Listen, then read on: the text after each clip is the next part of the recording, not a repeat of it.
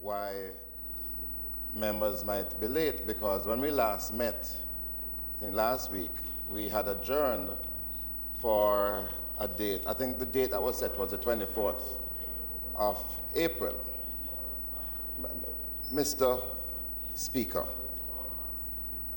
this continues to be a tremendous cause for concern on the part of the opposition, because it does appear as if the Parliament is an afterthought, and we cannot continue in this way.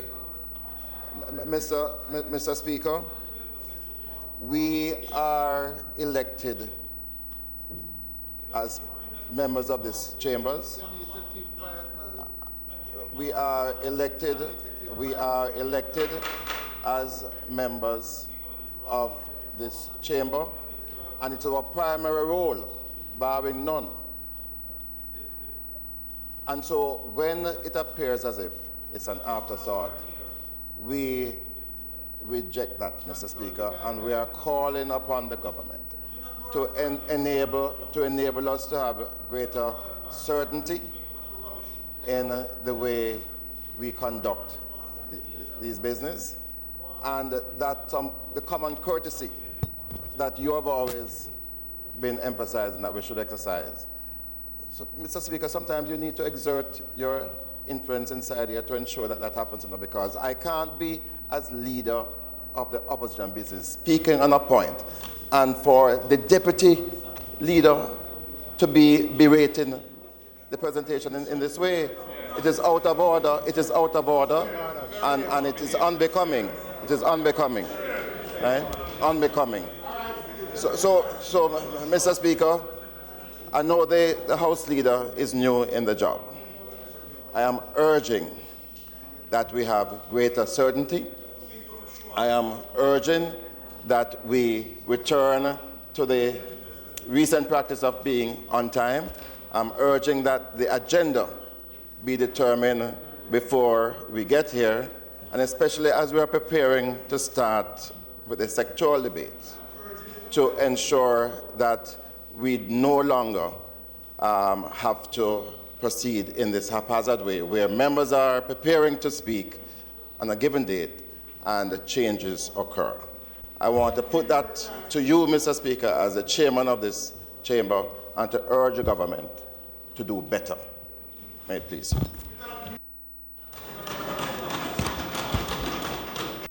You know, Mr. Speaker, I'm very disappointed at my friend opposite, because he, more than anybody else, knows precisely the situation that gave rise to us convening Parliament today.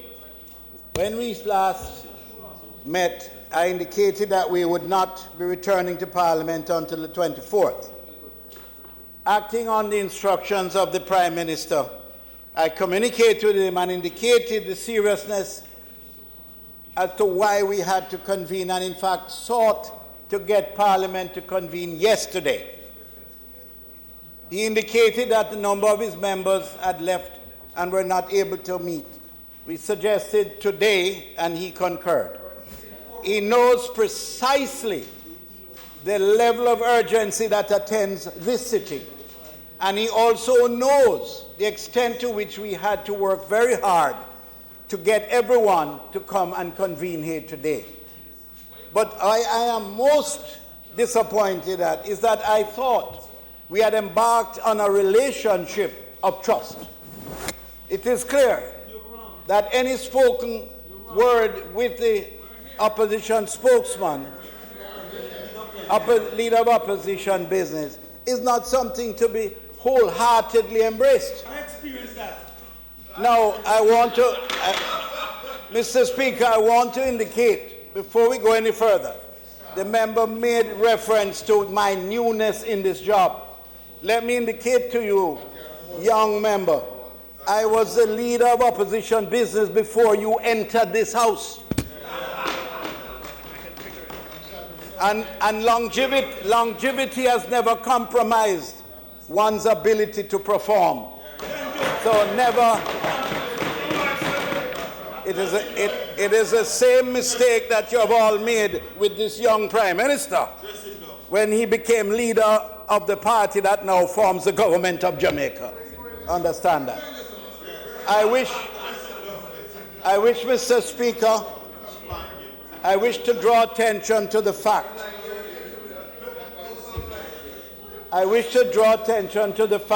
And I wish us to welcome wholeheartedly the return to the House of Member of Parliament for North East St. Anne and Minister of Labour and Social Security, Ms. Shahini Roberts,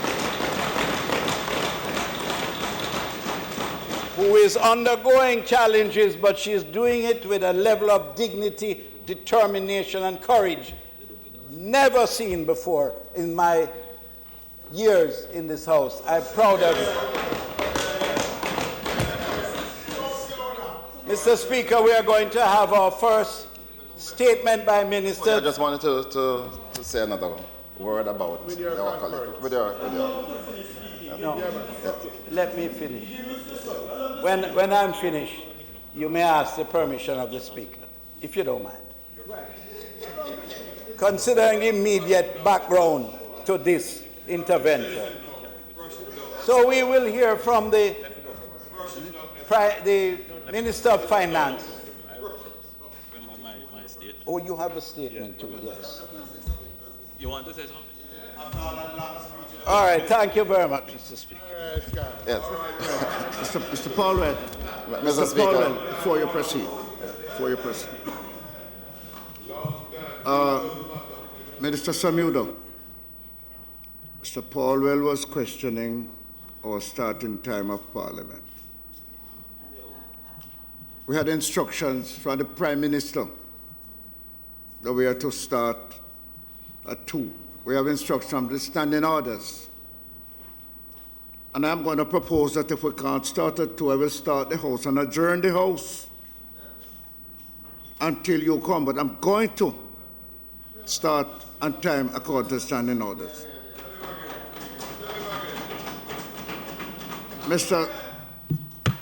I'm speaking.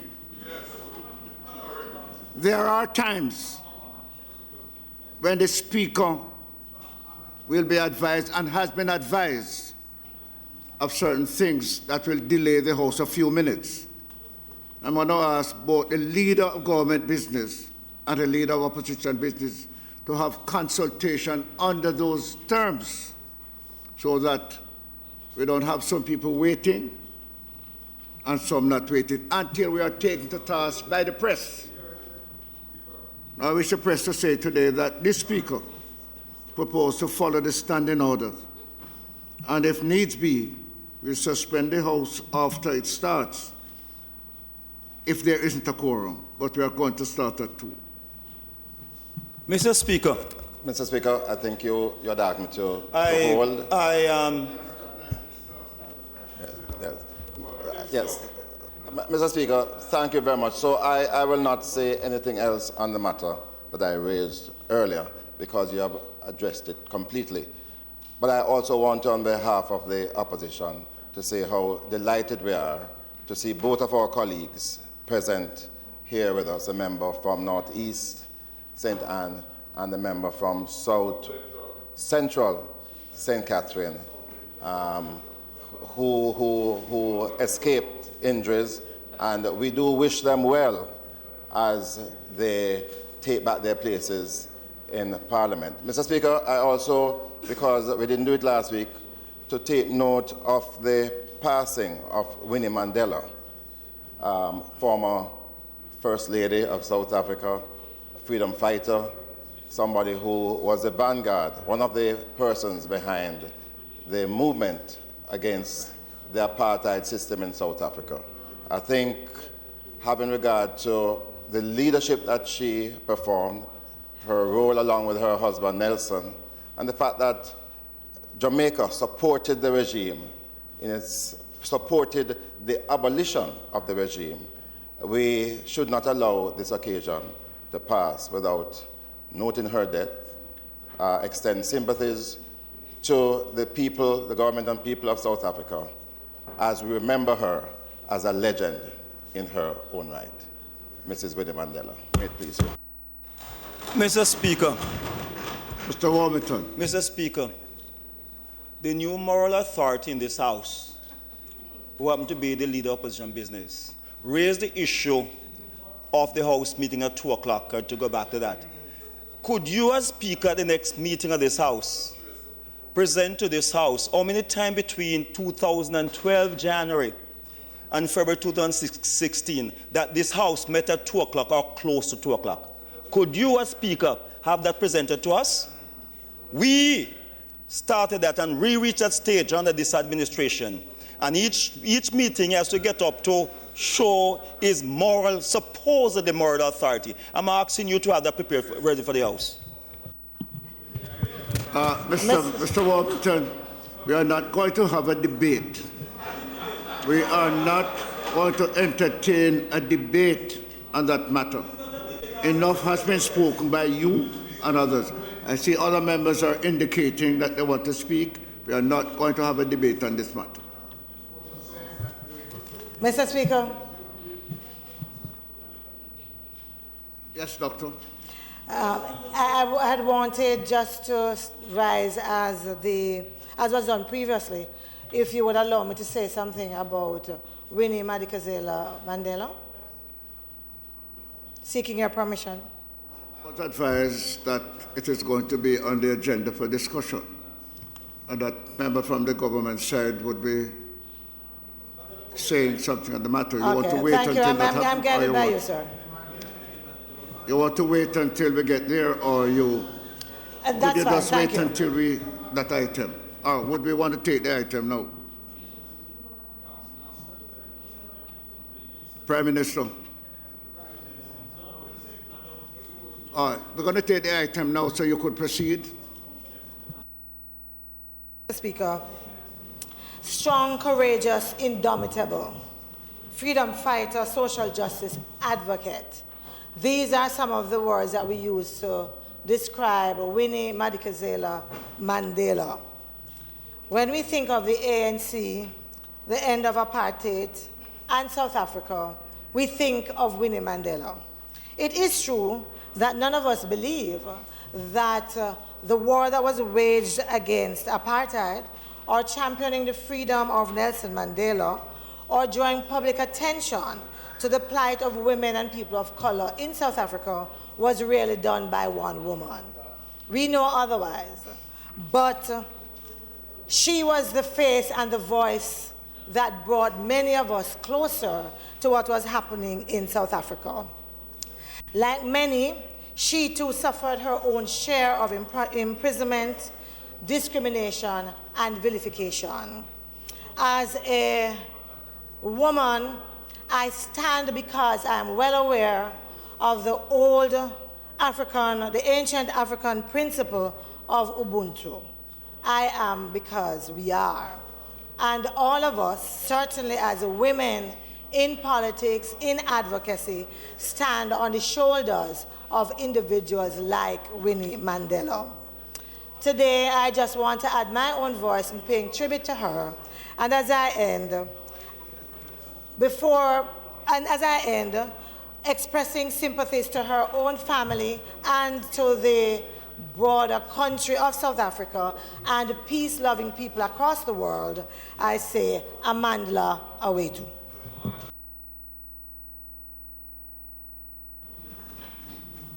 Yes. Mr. Speaker, on behalf of the government, I too rise to make a brief statement as it relates to the passing of Winnie Mandela. Winnie Mandela has in many circles been referred to as the mother of Africa, and upon her passing, thousands of persons across the world, and in particular in South Africa, cried at the death of Mama Africa. Her commitment and dedication to the freedom fighters in South Africa during that terrible period of history in South Africa known as apartheid is the story of legends, Mr. Speaker. Mr. Speaker, there are some in many quarters who hold the view that without Winnie Mandela fighting and championing the cause, in particular for those 27 years while Nelson Mandela languished behind bars on Robben Island, that much of the world would not have come to know of Nelson Mandela and the struggles of the South African people. She fought for black Africans at a time when they were treated less than animals in their own country. She fought for black Africans at a time when there was great segregation and much atrocities across South Africa. She fought for the liberation of the people of South Africa. It is a movement that also garnered much empathy here in Jamaica.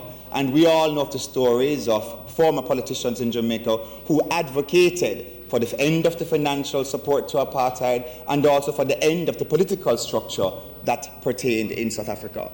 And it is with great pleasure that we here in Jamaica honor the woman, the myth, the legend, and her story, which will live on. I thank you, Mr. Speaker.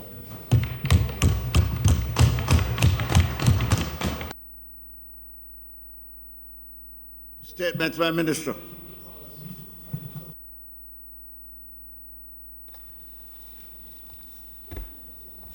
Thank you, Mr. Speaker. I want to thank the members for coming out today.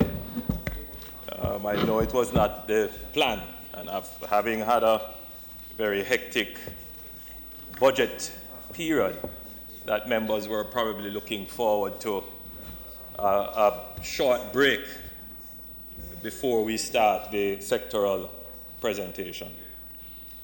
However, Mr. Speaker, all members will know that they are virtually on call for the nation's business, and that we can summon Parliament at any time for any matter. And we are expected by our constituents to be in our place in Parliament to represent their interests. And I believe by the turnout, though not complete, that most members would have discharged their duties. Mr. Speaker, let me also join with those members who have expressed their sadness at the passing of Winnie Mandela. And speaking on behalf of the entire Parliament, we acknowledge her as a freedom fighter. And we are all sympathetic to her struggle and the struggle for the liberation of South Africa and the end of the apartheid era in that country. Mr. Speaker, I rise to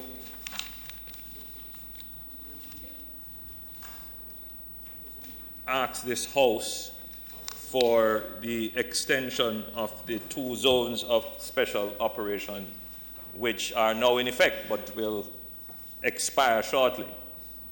The process for that, Mr. Speaker, is the law requires that I give an update to the House routinely as to the operations, not just the security operations, but the community building operations.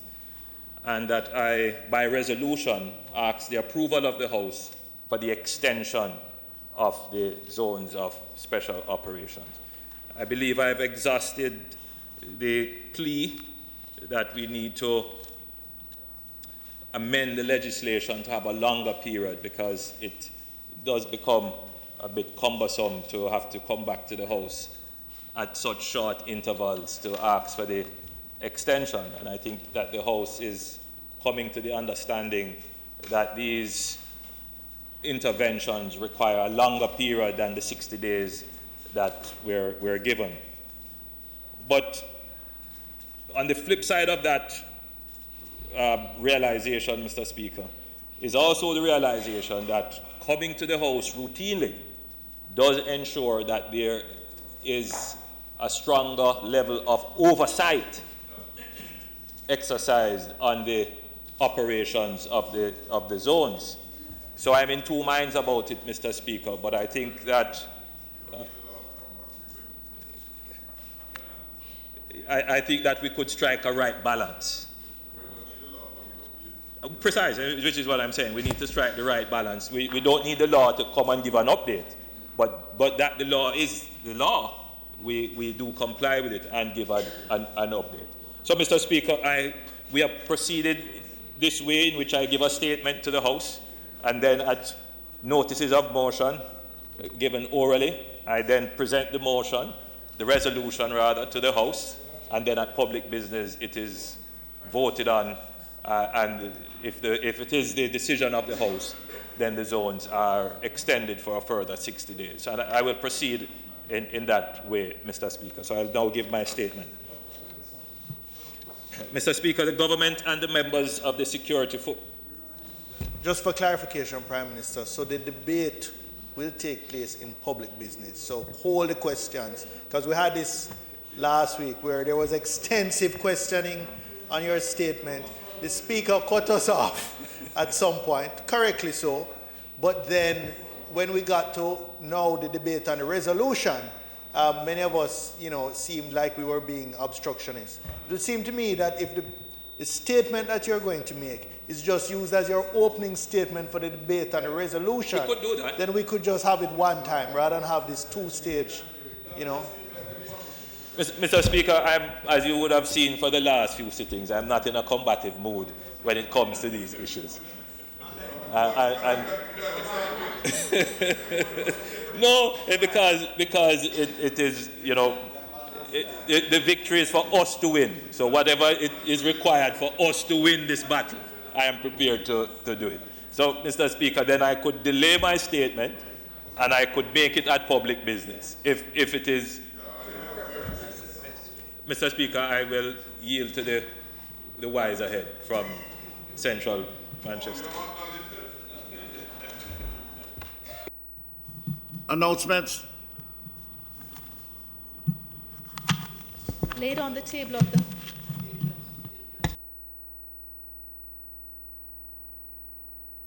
Mr. Speaker, I gave notice that the Minister of Finance would make a statement.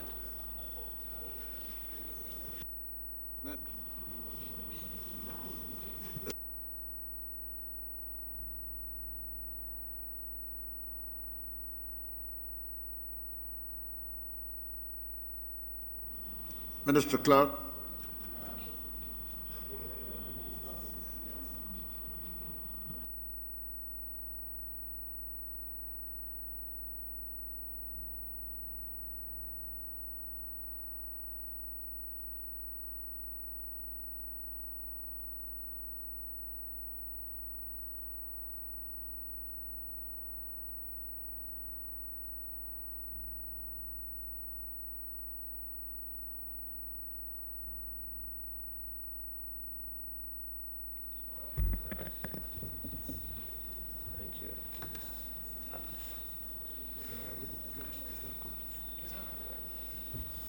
Mr. Speaker, I rise to give my first statement as Minister of Finance and the Public Service.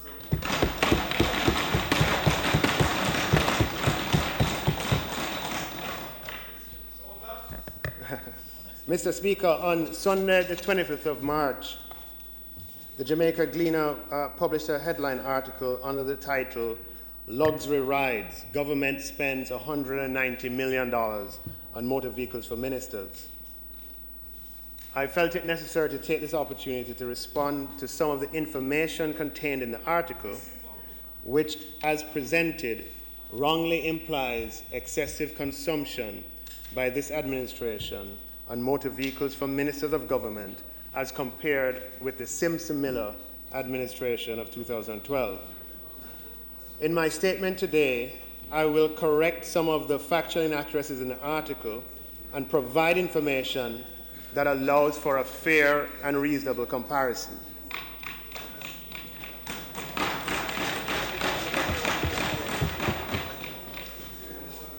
Mr. Speaker, it should be noted that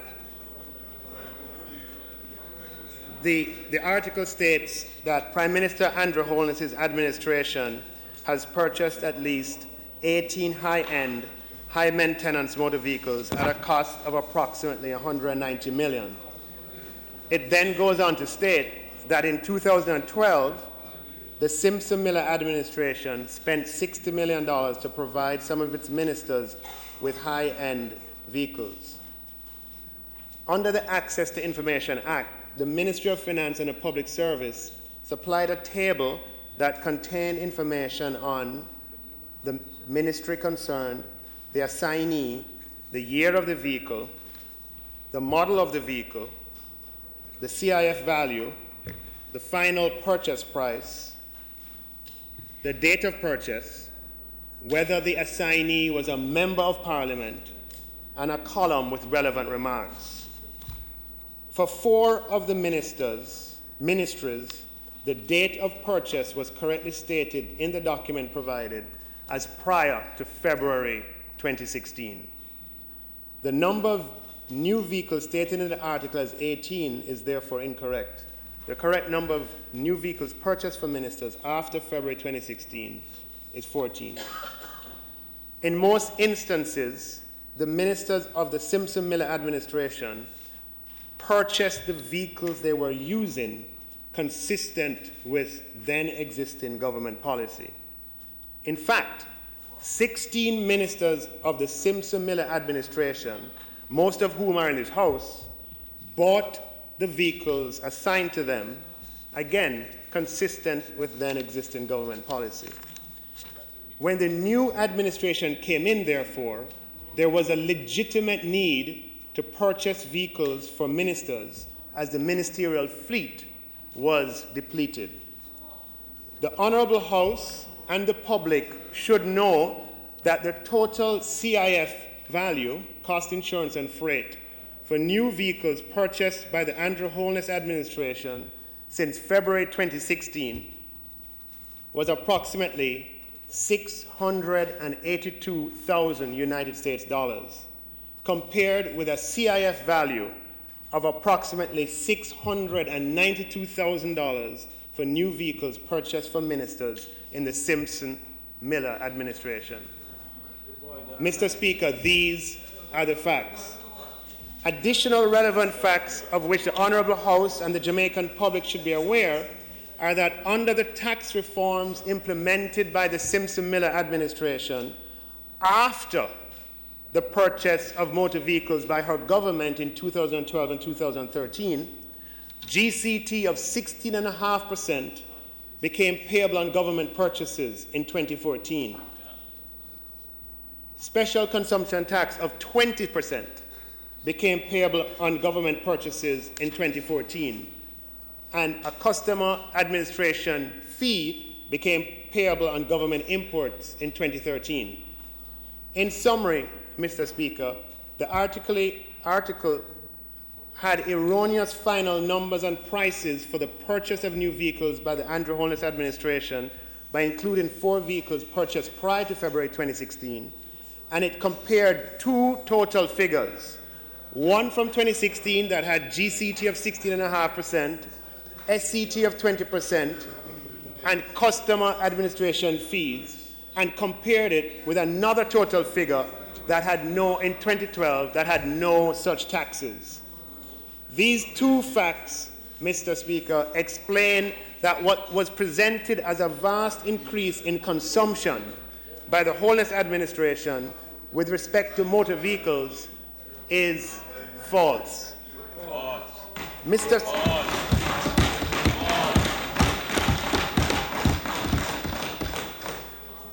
Speaker, the public depends on the media for information and public affairs, and this article paints a distorted picture of comparative government consumption on motor vehicles for ministers between 2 political administrations. The article is inaccurate and misleading, and we present these facts in light of the concern that has been expressed in the public domain as a result of the articles.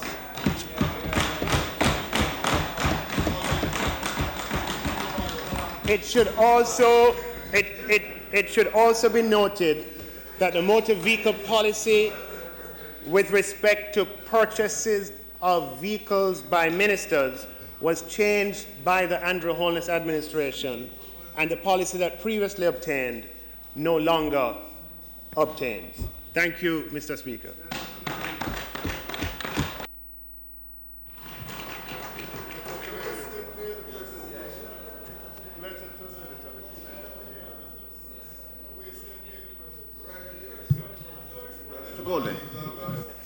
Mr. Speaker, thank you. Mr. Speaker, I must say it's somewhat unusual for somebody who feels aggrieved by a newspaper article to come to make a ministerial statement in Parliament to try and address whatever concerns the person may have. That is not an option that's available to most citizens of Jamaica, as much as I'm sure they would like to be able to do so. Speaking for myself, I would have thought the response could have been in the form of a letter to the editor to clarify the issues. Anyway, it is what it is. One question I have for you, Minister, is this. You say that the policy, the motor vehicle policy, has changed under the new administration. And could you please just give us the highlights of the new policy? In particular, what is the CIF value that is now permitted for vehicles that are imported for ministers and other senior officials of government, and any other pertinent elements of the new policy that might be different from what prevailed before?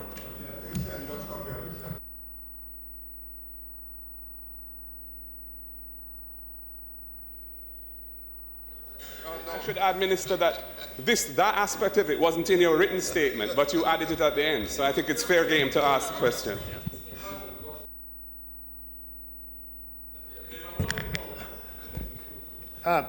Mr. Speaker, members in this House are all entitled, and I respect the opinion of the member. It happens that under consecutive administrations, government is pursuing a policy of fiscal consolidation, and it is important that misleading statements of this nature are corrected. It is not a fact, it is absolutely not a fact that consumption of motor vehicles by the ministerial directorate has increased by a comparison of CIF values over one period over another. That is a crucial fact, because government policy requires that in other areas of government we hold strain, and therefore it's important to use the opportunity of this House to correct that statement. With respect to the changes, in the motor vehicle policy, at a future date, I will table in this House the decisions of the Cabinet. I think it was early. I will table in this House the decisions of the Holiness Administration in the year 2016 that lay out the changes in the motor vehicle policy. But one thing I will just highlight generally, the substance of the change that I'm referring to is with respect to the right that ministers have to purchase vehicles upon a change in government. That right, the right that existed before, that allowed 16 of you and many others before in previous administrations to purchase vehicles on demitting office, therefore depleting the fleet and putting the government of Jamaica in a position where there's a requirement to purchase new vehicles, even though the vehicles purchased by the outgoing administration may be 3 years old or 2 years old in some cases. That policy no longer exists. At an appropriate time, I will table, because I want to give you the exact details, I will table the exact policy that exists now. But you can be assured that the change that the Holiness Administration put into place addresses what we consider to be a weakness. Simply because there's a change in government, if a vehicle is 2 or 3 years old, we don't believe that ministers should have a right to purchase. And the government made that change upon taking charge of the reins of the country in the early months of 2016. Thank you, Mr. Speaker. 2 questions for the Minister, please. preface by the remarks that, as you said, under previous administrations from that side, ministers and demitting office have purchased vehicles, depleting the fleet of vehicles available for incoming ministers, and it has been something that has been happening. You've decided to change your policy. That's a choice that you have, and you've made it. Question for you, first of all. Since you're not in a position to give details, would you just indicate whether the CIF value of vehicles that may be imported for ministers' use has been increased? Has been increased? That's a simple question. Secondly, would you also indicate whether the policy that now would prevent a minister from being able to purchase a vehicle on leaving office, which he had been or she had been driving while being the minister, does that change of policy also apply to permanent secretaries and other senior government officials who have the benefit of the concession?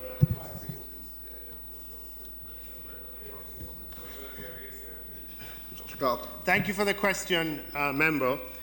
As I mentioned to you earlier, at a future date, I'll table the exact policy. So rather than giving sort of a sweeping response, I'm going to give you specifics that should satisfy the question that you've asked.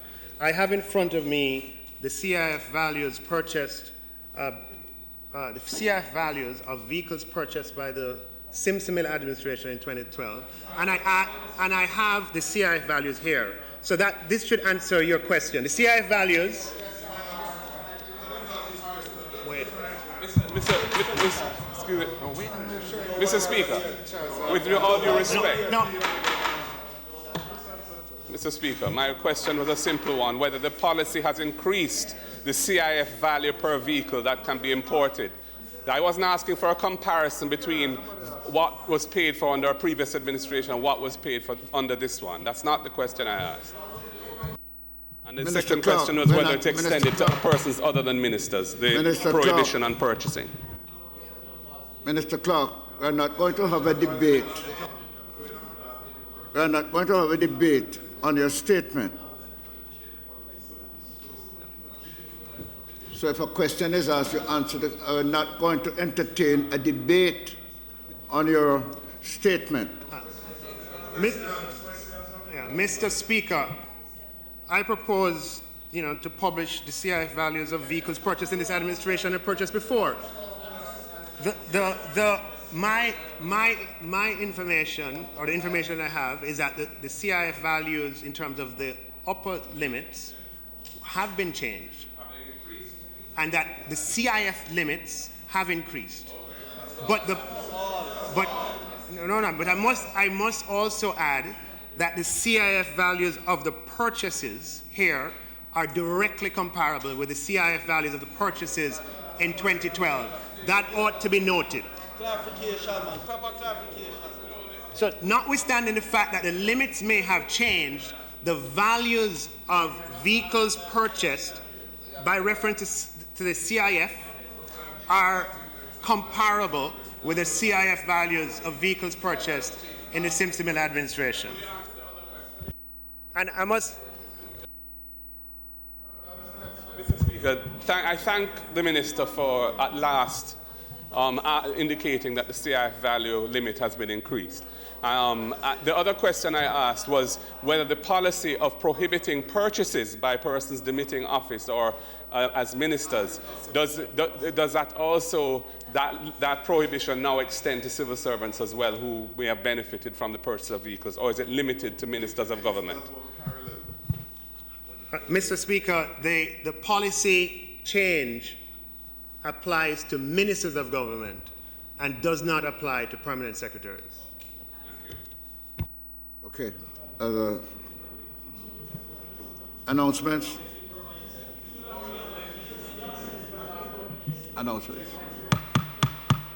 Announcements.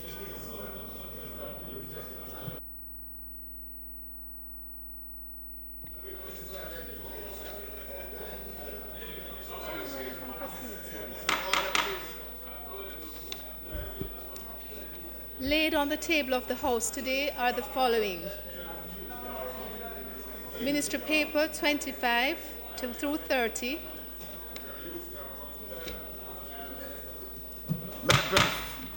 we are unable to proceed if everybody is having their own discussion other than the discussion on the matters before us. Bills brought from the Senate.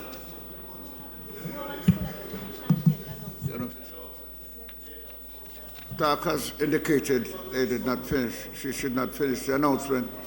Laid on the table of the House today are the following. Minister paper numbers 25 through 30, entitled Cabinet Agenda Issues for the dates December 8, 2017, January 12, 22, 25, and 29 for 2018, and February 5 and 19 of 2018.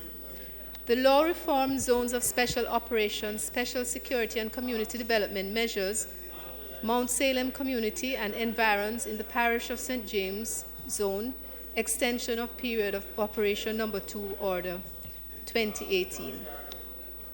Law reform zones of special operations, special security and community development measures, the Mount Salem community and environs in the parish of St. James zone, extension of period of operation number 2 order resolution 2018. The law reform zones of special operations, special security and community development measures, Denham Town community zone, extension of period of operation number 2 order 2018. The law reform zones of special operations, special security and community development measures, Denham Town community zone, extension of period of operation number 2 order resolution 2018. Certified appropriation accounts for the following ministries and departments.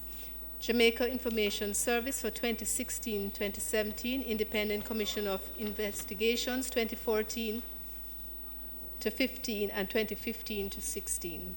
Ministry of National Security 2015 to 16, Office of the Cabinet 2015-16 and 2016-17. Ministry of Transport and Mining 2015-2016.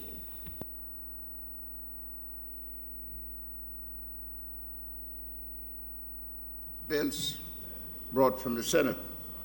Petitions, papers, reports from committees, notices of motion given orally, questions and answers to questions. Sorry.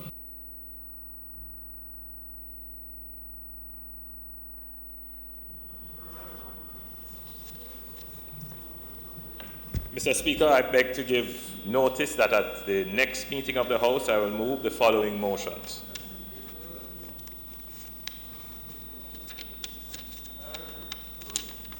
Whereas Section 4 of the Law Reform Zones of Special Operations, Special Security and Community Development Measures Act 2017, year and a half after referred to as the Act, provides that the Prime Minister and Council may, by order, declare any geographically defined area within a single continuous boundary in Jamaica as a zone of special operations for a period not exceeding 60 days if there are reasonable grounds to believe that due to rampant criminality, gang warfare, escalating violence and murder, and the threat to the rule of law and public order, it is necessary so to do. And whereas in accordance with that section, the Prime Minister in Council made the law reform zones of special operations, special security and community development measures declaration of the Denham Town Community Zone number 2 order 2017. And whereas that order provides that the said zone shall operate for a period of 60 days, and whereas Section 5 of the Act provides that the Prime Minister and Council, after consultation with the Joint Command, may, by order, subject to affirmative resolution of the House of Representatives, extend the said period for such further periods, each not exceeding 60 days. And whereas on the 10th day of April 2018, the Prime Minister and Council made the law reform zones of special operations, special security and community development measures, the Denham Town Community Zone extension of period of operation number 2 order 2018.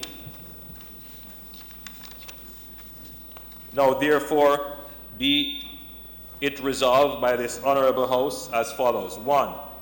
This resolution may be cited as the law reform zones of special operations, special security and community development measures the Denham Town Community Zone Extension Period of Operations number 2, Order Resolution 2018, and number 2, the Law Reform Zone of Special Operations, Special Security and Community Development Measures, the Denham Town Community Zone Extension of Period of Operation number 2, Order 2018 is hereby, or which was laid on the table of the House on the 11th day of April 2018, is hereby affirmed.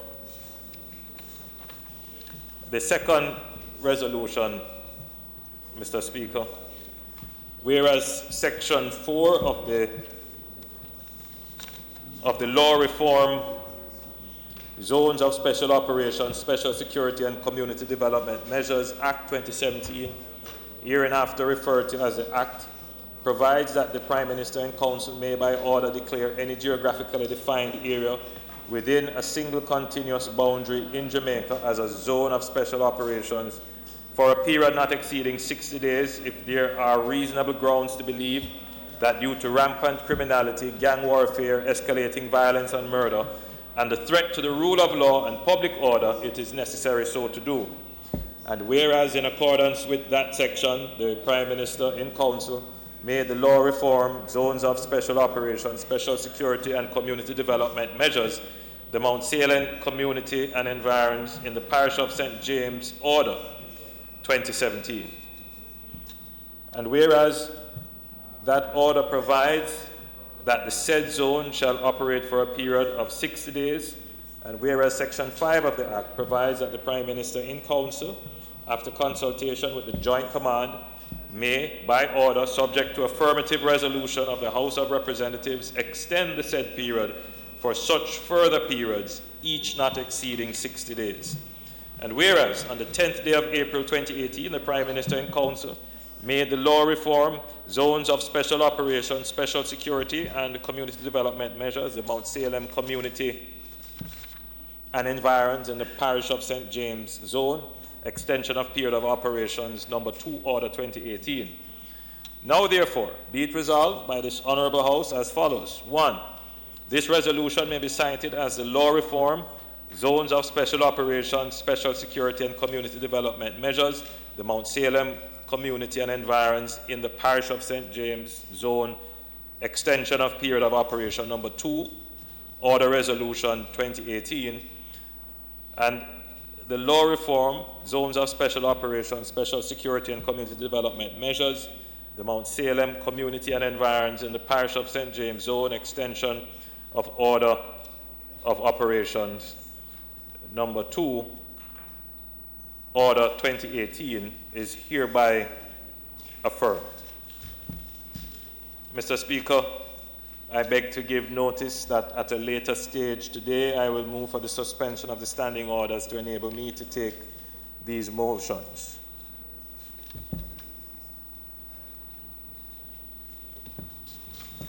Minister.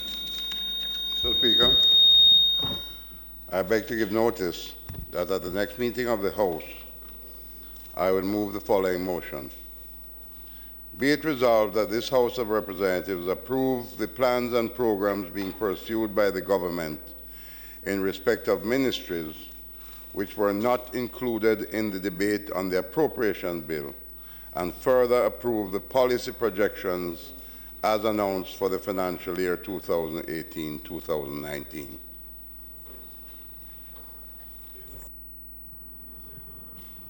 Questions? Questions and answers to questions? Motions that may be made at the commencement of public business requiring notice. Motions relating to the sittings of the House. Motions for leave to introduce bills. Mr. Speaker, I now seek leave to introduce and have read a first time a bill entitled Banking Service Amendment Act 2018.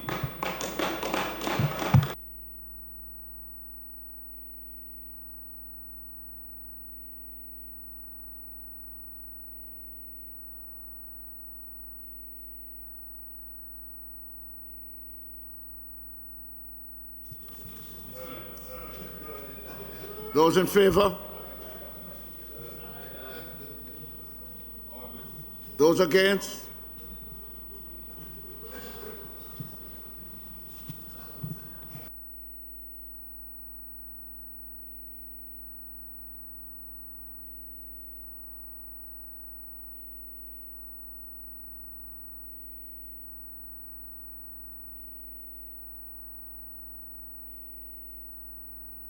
Members, the procedure here is that when a member, as Mr. Jackson has just done, seek leave to introduce bills, that the House should vote for it. And when I put the motion, nobody answers.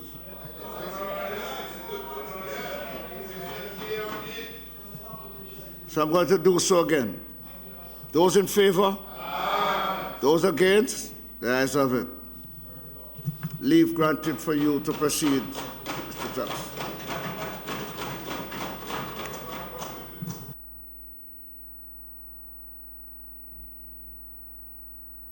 Presentation of bills without leave of the House first obtained. Public business. Mr. Speaker, at public business today, we will shortly be hearing from the Prime Minister to take the resolutions on the zones of special operations, those are number 2 order in the Denham Town and Mount Salem communities. We will then have the presentation by the Minister of Industry, Commerce, Agriculture and Fisheries, who will be taking the long-awaited fisheries bill. And thirdly, we will hear from, again, the Ministry of Finance and the Public Service, who will be taking the Public Procurement Amendment Act 2018. Prime Minister. Prime Minister.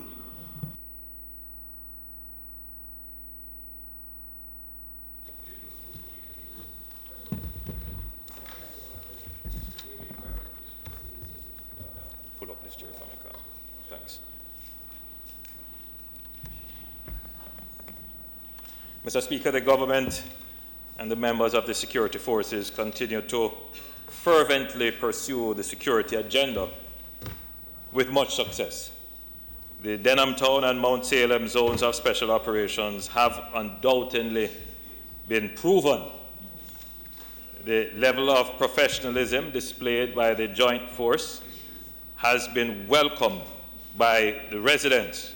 Residents have been both receptive and accommodating towards the initiative and have acknowledged the requirement for intervention to address the issue of crime and violence.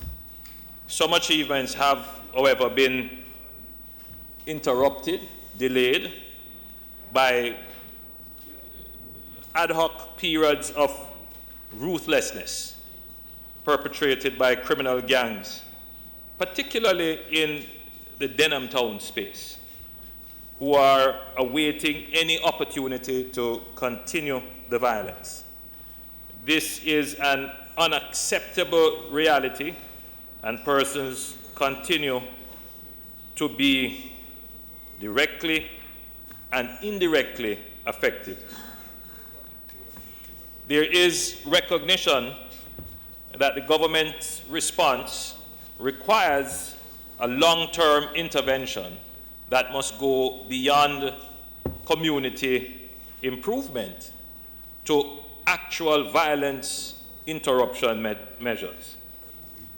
Mr. Speaker, we accepted from the onset that the achievements in these areas could not be fully realized in the limited period allowed by the legislation.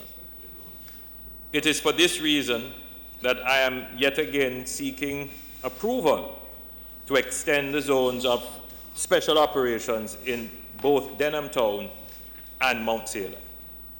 To understand the magnitude of what we have accomplished, we need to retrospectively examine the situation in Mount Salem and Denham Town prior to the 17th of October 2017 and the 1st of September 2017, respectively, when they were declared as zones of special operations.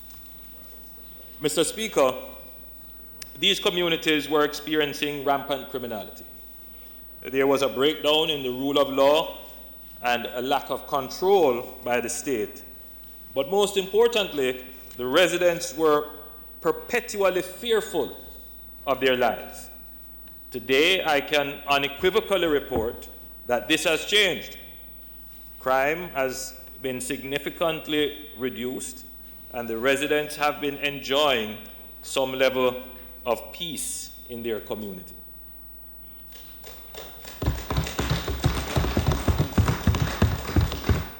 Though we recognize that there is still much to be done if enduring success and peace is going to prevail, building trust between all parties is a process and will only be realized over time. The residents can now envision long-lasting peace and hope for their communities. Mr. Speaker, I would have previously emphasized in this Honourable House the zones of special operations is a long-term engagement.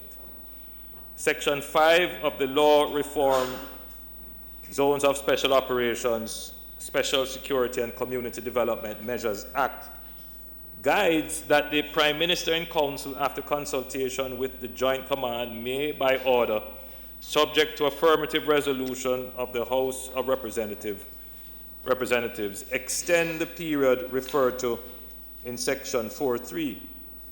Today, resolutions will be tabled for the further extension of the Denham Town and Mount Salem zones of special operations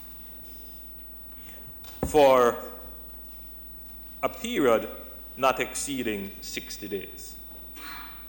Again, I want to reaffirm to this House that this extension is a necessary enabler to transform the communities through the intensified delivery of social services which have already commenced but must be much further realized, as well as giving the state the ability to continue to take back full control of the domain. And likewise, in accordance with Section 6 of the Act, today I will give an overview of the activities in both zones of special operations. And I will start, Mr. Speaker, with the Denham Town zone of special operations. With respect to Denham Town, we are requesting that the Honourable House approves the third extension for a period of 60 days. And Mr. Speaker, this zone has transitioned into the third phase and perhaps the most challenging phase, which is the build phase. We need to assure the residents that during this period and moving forward, the security of the zone continues to be the focus of the joint forces. The joint force will continue to provide an effective presence in the space to prevent the return of criminals and their influence. Likewise, the joint force will continue to coordinate with the Social Intervention Committee as they implement the social intervention programs more frequently within the build phase to allow the Social Intervention Committee to carry out the various projects. A number of plans are already underway and some expected to commence during this phase. Mr. Speaker, I will outline some of the specific projects. In the area of the physical environment, we have a zinc fence substitution and integrated infrastructure project. The zinc fence substitution project, which has seen over 400 meters of zinc fences completed in Denham Town, resumed with a further approximately 75 meters of zinc fence being erected along Reggae Villa, which is a small sub-community within Denham Town. We did 400 before, but yeah, remove. Sorry, yeah. Let me just be clear on that. Over 400 meters of zinc fences were completed in Denham Town. That means we have taken down the zinc fences. We removed. So it's the zinc fence. We have removed them. Yes. So we have substituted the zinc fences for either concrete or some aesthetically appealing material for fencing. Yes. And we are now doing another 75 meters along Reggae Villa is a smaller community within the Denham Town community. The project is progressing and has to date employed 30 persons and is scheduled to be completed at the end of this month. At the completion, we will do 140 meters in terms of replacing zinc fencing with concrete fencing or other aesthetically appealing and secure material. There is the infrastructure improvement project, and this project will provide water, sewage, and road improvement works throughout Denham Town. It will significantly improve the quality of infrastructure in the community, and this intervention is scheduled to come on stream by June 2018. And just for clarity, Mr. Speaker, this project will not only be done in Denham Town. Other communities, adjoining communities. So there is a general infrastructure plan which is treating with sewage and water in Denham Town and in other communities. The member from South St. Andrew can attest to that other communities will also benefit from that infrastructure work. Well, by June 2018, those projects will be underway. Mr. Speaker, there is an incentive program for proper management of solid waste.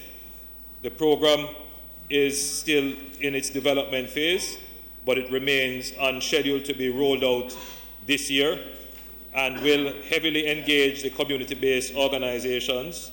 It will see to the creation of environmental wardens, and these environmental wardens will be working closely with the National Solid Waste Management Authority.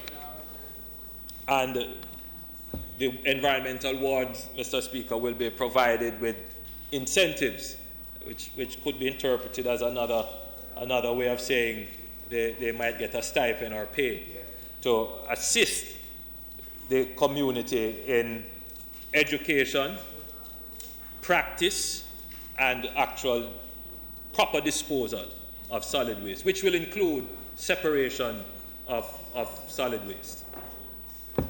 In the area of human and community development and employment, we have a school-wide behavior modification program. Mr. Speaker, in the last statement, I had indicated that a proposal had been submitted for this program to be implemented in the St. Anne's and St. Albans and the Denham Town Primary and Denham Town High School.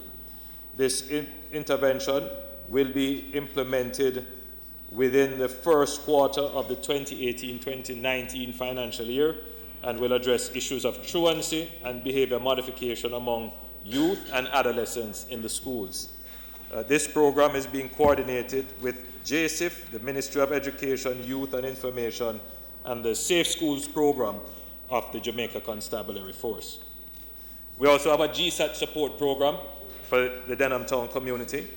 The GSAT support program commenced in January 2018 and saw students from St. Albans and Denham Town primary schools receiving GSAT remedial classes leading to their exams, which just ended in March of this year. A total of 220 students benefited from the program, Mr. Speaker. We've been doing quite a bit with health. We're doing skills training through the HOPE program and HEART NTA. Mr. Speaker, we're doing an entrepreneurship program.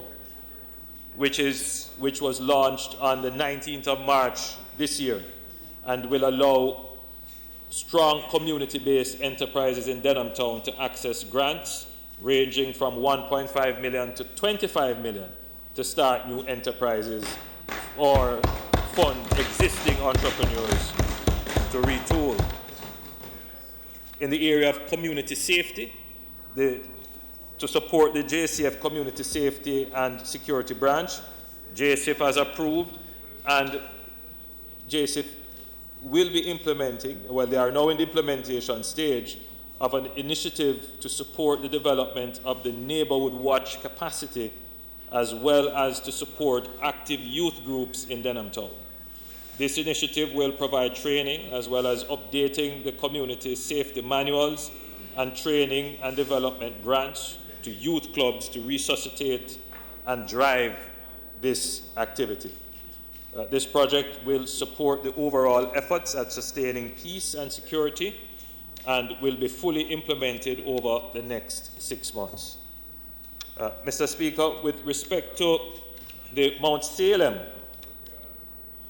zone of special operations, we will be requesting that the Honourable House approves the 4th extension for a further 60 days.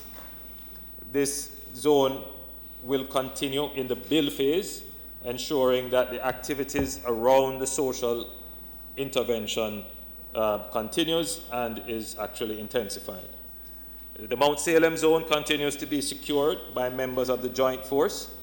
The operational objective is to continue to provide a secure environment for the rollout of social intervention activities. Mr. Speaker, and I'm knocking here on wood, there have been no reports of major crimes in Mount Salem.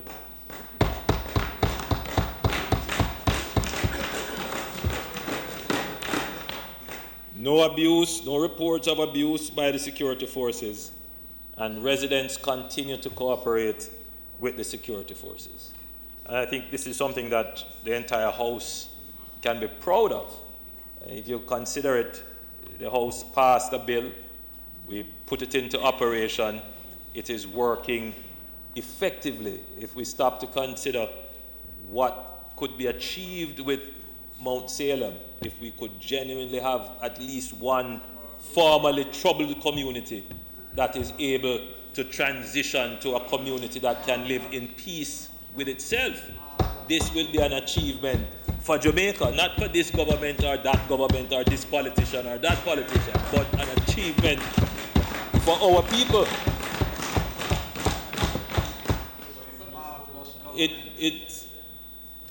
You know, these things don't happen overnight.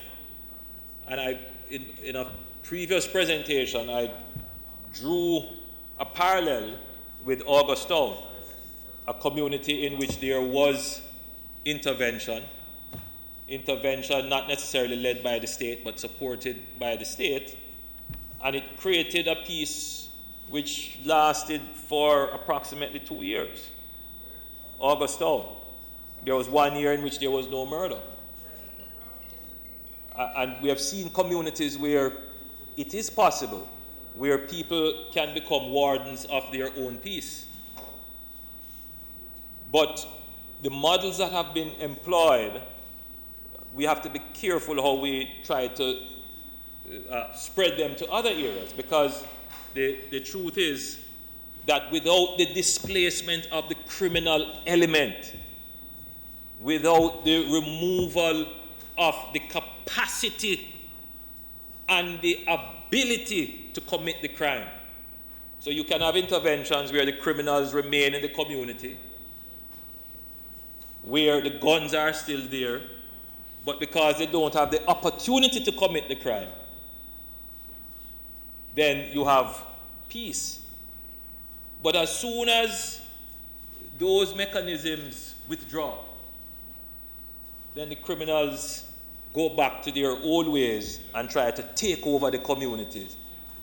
Or they are susceptible to outside influence.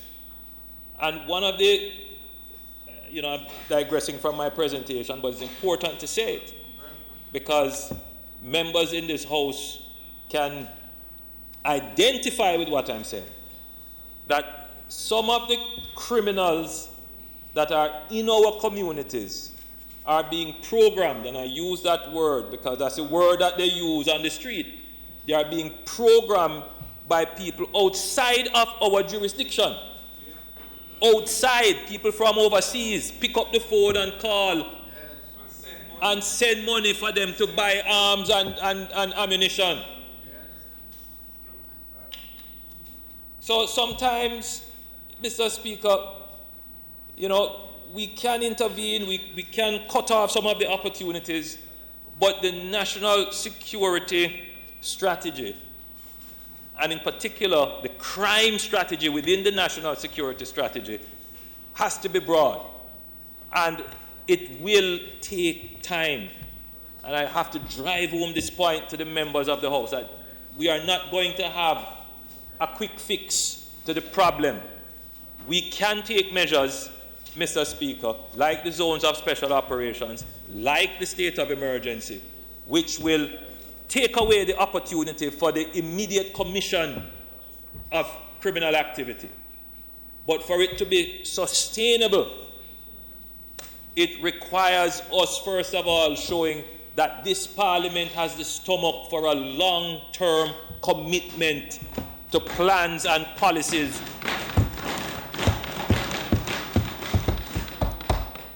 we have to demonstrate a long-term commitment to the zones of special operations. I'm not saying that the use of states of emergency is, we should have that as a long-term tool.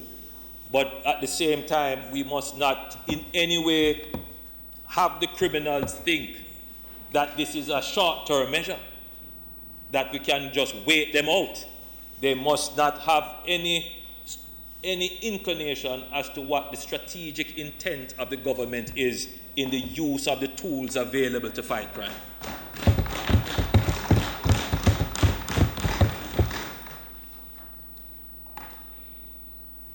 So, Mr. Speaker, I go back to the point to say that in Mount Salem, we have not had any major crimes.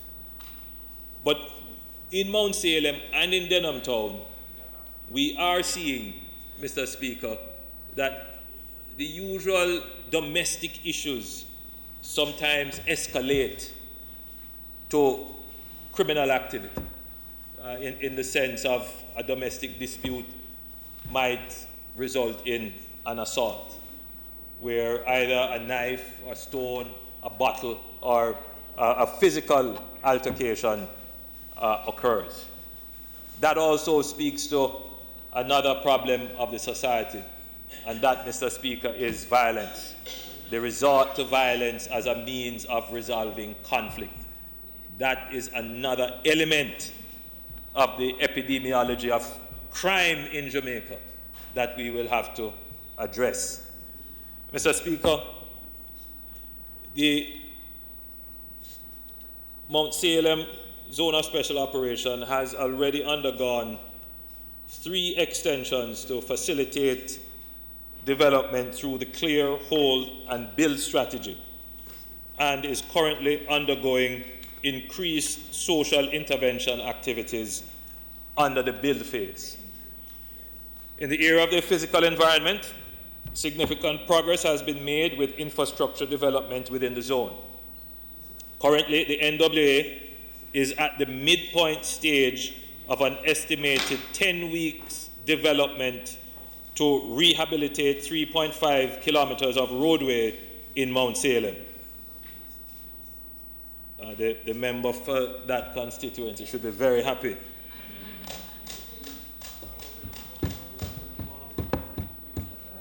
Over 15 persons have been employed during the execution of this project. On completion, this will account for almost 90% of the primary road network in the zone. So we are repairing the road network within the Mount Salem zone of special operations. The Jamaica Social Investment Fund and the Ministry of Economic Growth and Job Creation will be signing an MOU to fund the construction of 1,000 meters of concrete fence. Now, we use concrete fence, Mr. Speaker, but just to be clear, it is not only concrete fences. We will use whatever material is, first of all, secure and aesthetically appealing. So we will use a variety of materials. Most residents, of course, prefer concrete because somehow there is a sense that it can stop the penetration of a projectile fired from and that is the sad thing, of course, about the communities, that they have to build, not just thinking about hurricanes and other natural disasters, but they have to build thinking security in mind, that a bullet may penetrate and some innocent citizen is killed. So, Mr. Speaker, 1,000 meters of concrete fencing will be done within the zone of special operation, the Mount Salem zone. The project has been approved and the community is currently receiving training. And let me say, Mr. Speaker, that in my own constituency, I have used the zinc fence removal program to great effect. It adds such value to the citizens' view of their community when you are able to remove the zinc fencing and put either concrete or UPVC or replace it with an aesthetically appealing fencing. And I think that if we are able to get this project done, the 1,000 meters of fencing, then we will significantly transform just the physical appearance of the Mount Salem zone of special operation.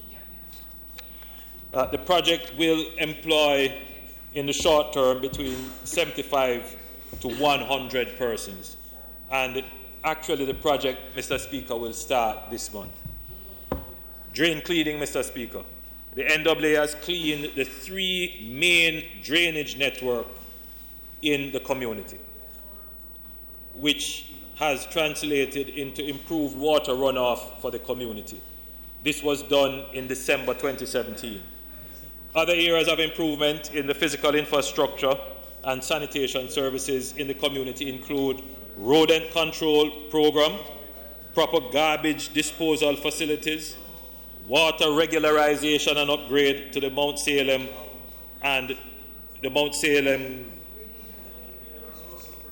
and Junior High School, the Mount Salem Primary and Junior High School.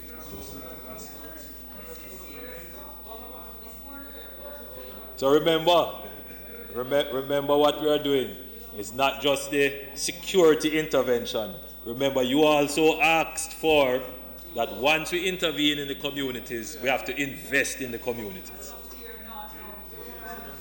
So, Mr. Speaker, in the area of parenting support, the National Parenting Support Commission has completed 1 round of training to parents from the community. Over 10 families have benefited from this initial training. The training will continue with further opportunities for parents within the community. To ensure sustainability, a permanent parenting place is being equipped in the community. This will provide parenting resources as well as access to ICT for persons within the community. Mr. Speaker, training is being done, skills training in particular. HEART, NTA, and the HOPE program are training persons now. We have 20 persons being trained in block laying and tiling. We have some 15 persons engaged in level 1 construction technology.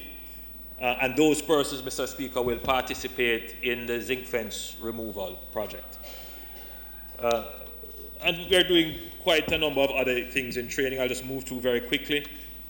In the area of entrepreneurship, Mr. Speaker, Mount Salem will benefit from a similar program that I'd mentioned earlier for Denham Town, where small businesses or up-and-coming entrepreneurs could get a grant anywhere from between 1.5 million to 25 million Jamaican So it's a competitive process, so they will apply, and the successful applicants will get training, they will get equipment where it is required, and they will get mentorship.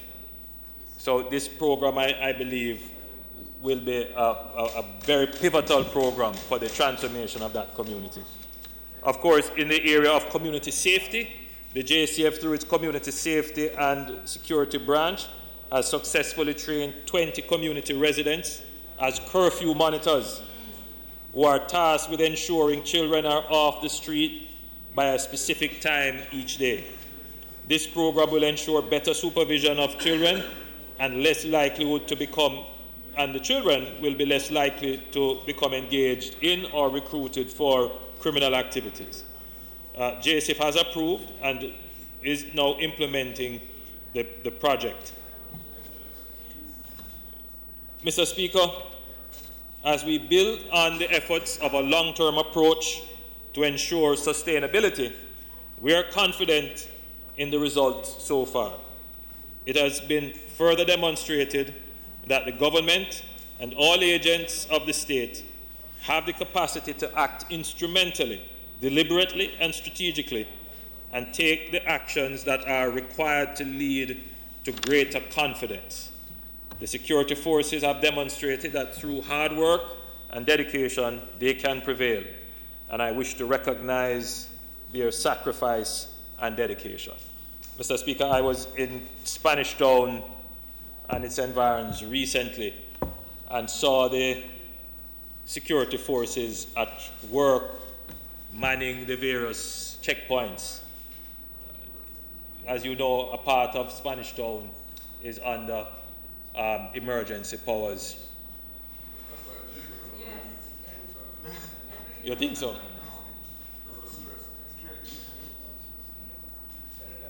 But the point I wanted to make, not to pay any attention, though I do pay attention to the opposition spokesman on national security, but Mr. Speaker, the men and women who are manning the checkpoints and conducting the operations, they are, Mr. Speaker, making a tremendous sacrifice.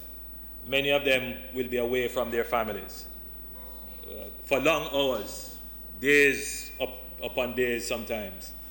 Many of them serve under less than comfortable circumstances.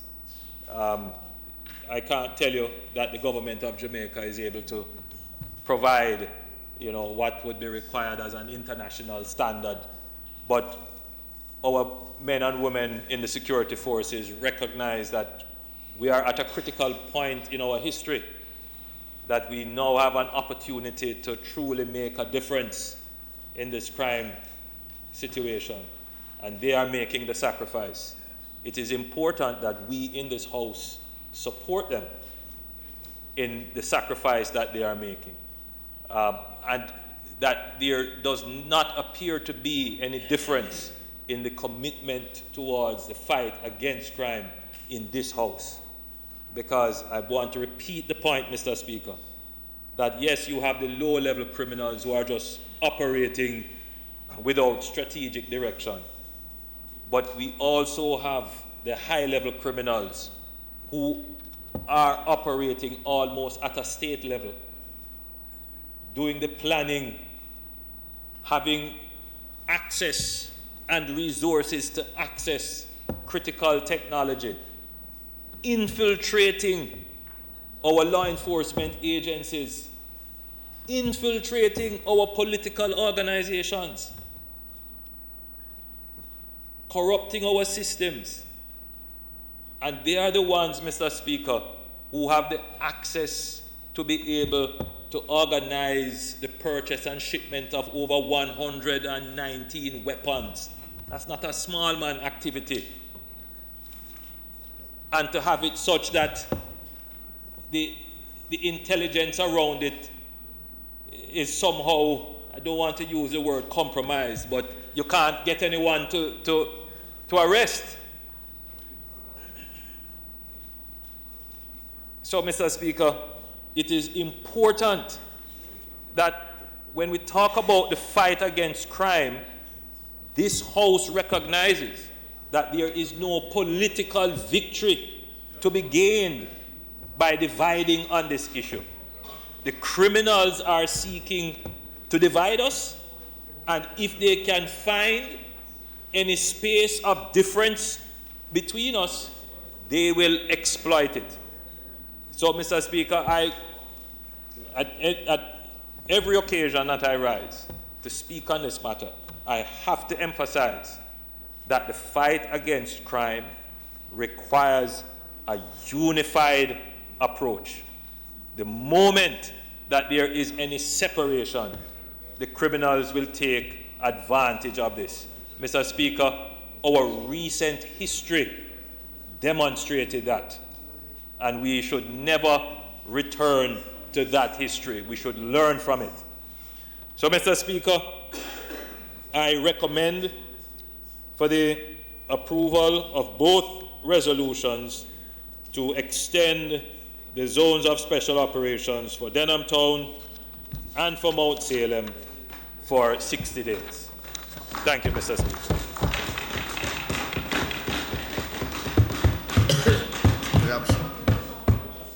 Mr. Speaker, I have a few comments. The fact of the matter, Mr. Speaker, the matter before us is nothing new. The resolution before us is for the extension of a measure that has been in place for some time now. The question now is, what are we achieving? But first of all, is the goal set out to be achieved is being achieved. The Prime Minister in his statement made the point that to deal with crime and violence in Jamaica is a long-term proposition. Zones of special operation and state of emergency are temporary, short-term measures. So therefore, you cannot expect to use short-term measures to deal with long-term problems. Mr. Speaker, we welcome the reduction in murders. We welcome the reduction in shootings, and I want to emphasize shootings because oftentimes we refer to the number of murders without recognizing that each shooting is a near death. And the fact is that our people are stressed, distressed, not just from the actual murders, but the level of fear that grip them. Shootings contribute equally to the level of murders in the country. For the state of emergency, Mr. Speaker, as it was outlined, there are three distinct phases. For the zones of special operation, there are three distinct phases. One, to clear, to hold, and to build. We understand it, I understand it. That first phase is where the presence of the security forces is paramount to give space, to maintain movement, and the rest of it in that geographic space. That has been in place for a number of months now. With 24-hour police military presence, 7 days a week, quite frankly, Mr. Speaker, I don't expect any murders to be committed in those areas. So the truth of the matter, to announce that there is no murder in the zones of special operation or even in the area of this state of emergency is really not a news. That is expected with that level of security presence. But Mr. Speaker, we must not have any false sense of security. Since the beginning of this year, with the state of emergency in one entire parish since January 18 to now, and with state zones of special operations from last year, well, don't even go back to last year, just from the beginning of the year, the presence of these two military, high concentrated military police presence up to Sunday, 385 murders have taken place. 323 shootings have taken place since the beginning of this year. So I'm saying this to say, Mr. Speaker, let us not allow ourselves into some sense of... No, we have those numbers. The point I'm making, Mr. Speaker, is that when you look, for example, in the other areas, the non-ZOZO areas, the non-state of emergency area, in the Kingston Central area, for example, is 49% increase in murder, 47%. Kingston Eastern is 77%. St. Andrew South is 243% in those areas. No, there's no ZOZO. There's no state of emergency in those areas. The point I'm trying to make is that the short-term measures in limited areas is not giving the country, because we expect no murders, as I said earlier on, in those areas that you have the special zones of operation and the state of emergency.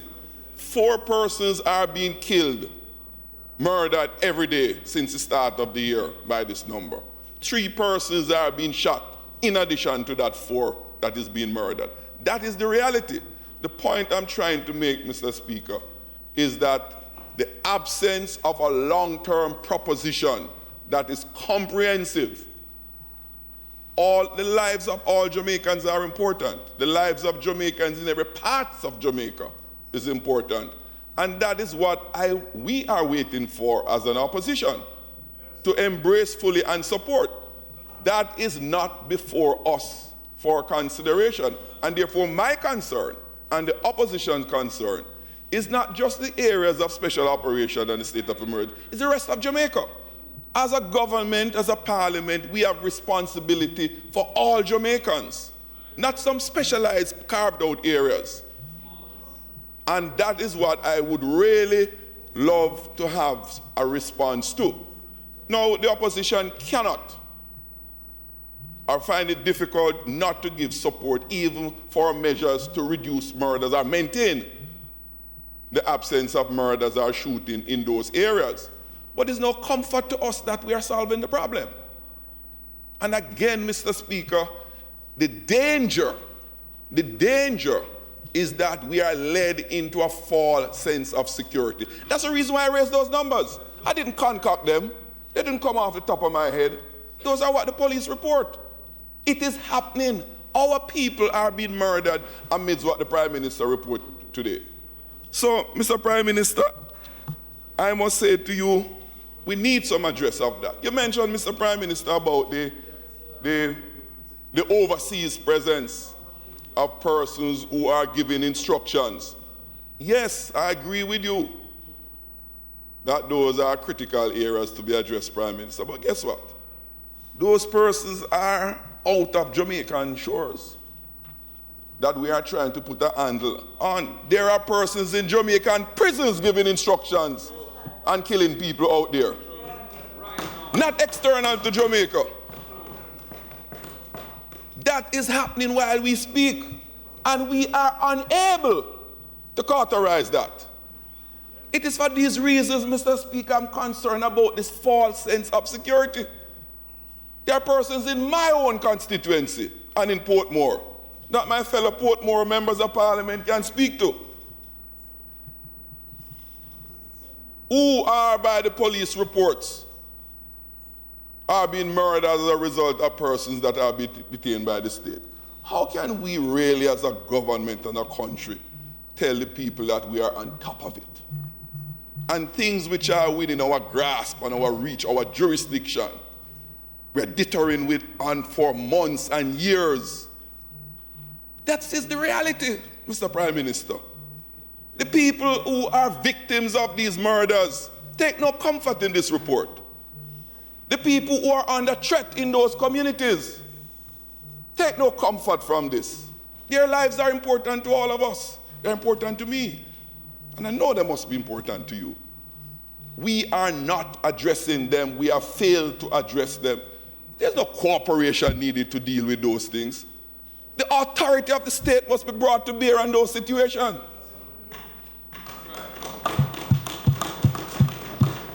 opposition cannot solve that problem. We have no authority. I'm quarreling, yes, because I'm upset. Am I not to be? It's the people who I represent are the victims of it. Their lives are important to me. That's why they sent me here. So if I get miserable about that, I make no apology. So, Mr. Prime Minister, we want to see some response to those things. And the other area of concern, Prime Minister, we saw it at committee, we have got nowhere. The cost of this military police special operation. Right? I personally, no one in the opposition I know of, have any sense or appreciation of the cost of these activities so that we can even make some quantitative and qualitative assessment of what we are spending and what we are getting in return. And this has been promised many times over. Mr. Prime Minister, you can't ask for cooperation from the opposition and then the critical information to let us assess even our ideas.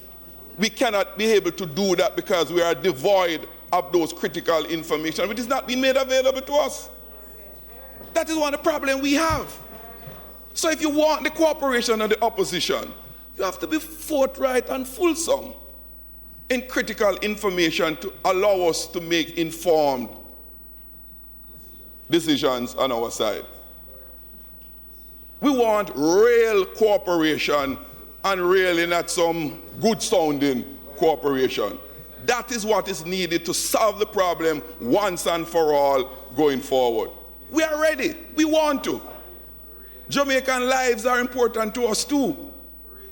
So, Mr. Prime Minister, I would be very, very grateful if you can assist us to assist you in a real way. You know, just go beyond the presentation and go to the meat of the matter so we can really deal with the problem. The difficulty I have with the zones of special operation and these extensions we're asking for. Say in the case of Mount Salem, yes, there's no murder, no shooting. Do you need the military presence, the police presence, and in fact, an existing zones of special operation to build some social infrastructure? Netball courts. Do we need a state of emergency to do those things? Do we need a state of emergency, zones of special operation to fix some road, to put in some sewage system? These are questions that people are asking of me. I would love you to help me to answer those. Do we need as zones of special operation to put those things in? The zinc fence that you mentioned of. We need the army and the police in great numbers to tear down some zinc fence and build some wall. In fact, the member from Northeast St. Andrew in this house has reported quite often about his zinc clearing project in his constituency. He did it without any state of emergency or any zones of special operation. So the link between these social infrastructure provision and security. And I go another step further, Prime Minister, and I said it to you in the last debate in October when you spoke. If you use the indicators, or rather the indicators you use to determine you're going to establish zones of special operation, you have other areas that share similar data. Where is the intervention to prevent a zone of special operation in those areas of state of emergency? This is the disconnect. This is the inconsistency if we are going to deal with the problem in a holistic way. And again, I come back to the earlier point I made, is that it requires a long-term comprehensive strategy from the government. Because let's face it, Prime Minister. Let's face it, Mr. Prime Minister. We can make proposition, but we have no authority to implement. There's one government at a time. So who can do it? Yes. And we as an opposition have a responsibility to hold you to those things. So, Mr. Prime Minister, I would love for you to shed some light on that, because those are niggling things in my mind. So those are my few remarks, Mr. Speaker.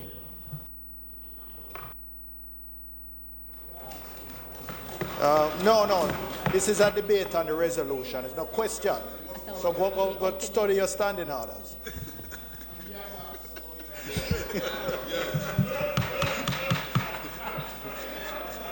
Yes, my friend.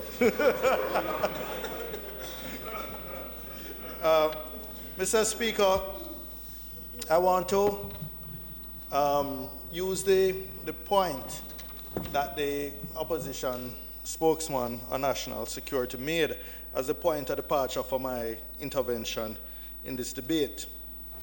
He was describing something that is known in national security circles as the balloon effect. Notwithstanding the 66% reduction in St. James, and I think also a marked reduction in Kingston West, where the Denham Town Zoso is, parts of it, we have seen big increases in St. Andrew South, for example, a 244% increase in murders. 16 murders last year, 55 murders this year for the same period in St. Andrew South. We have seen 19 more murders in St. Catherine. And hopefully the state of emergency in St. Catherine North will help with that situation. But overall, we're still running ahead of last year. And the Prime Minister, in a sort of voce response, said, but look at the trend.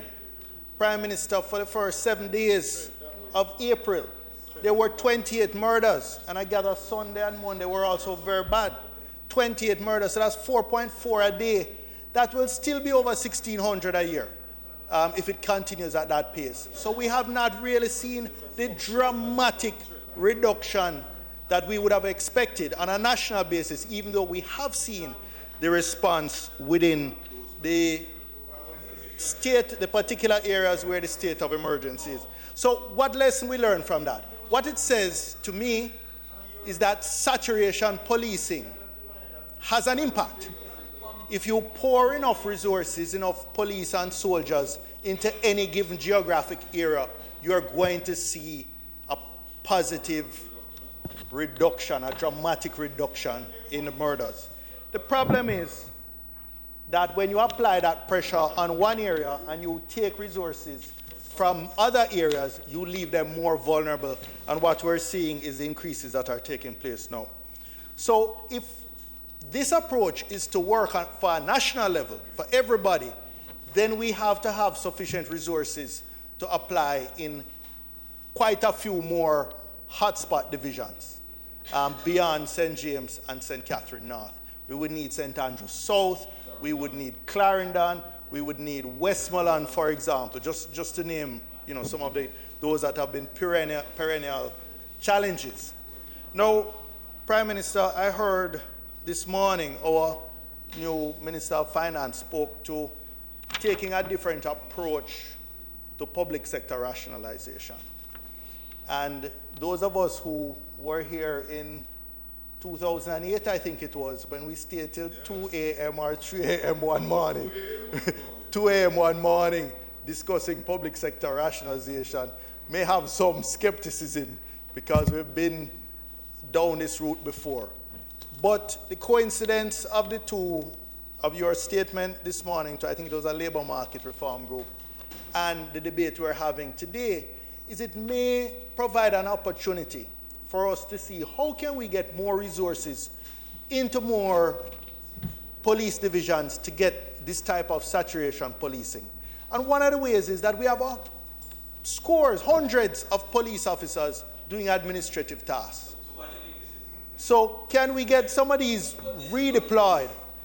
No, but what you can respond, but I'm saying this needs to be done in a very whole-scale, permanent way, not to make a public relations impact by putting a few people at the stoplights and improving the traffic, which is good, and I'm not taking anything away from that, but I'm talking a permanent reallocation of resources.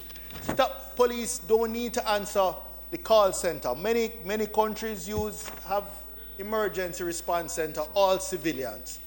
These are things, by the way, that are not new, but truthfully have been resisted by the police over many years, because these suggestions are not new. I'm not the originator or the initiator of these suggestions. These are things that have been around. But I think in every crisis there's an opportunity. So perhaps now there's new leadership at the JCF. We could look at doing this in a much more radical and permanent way.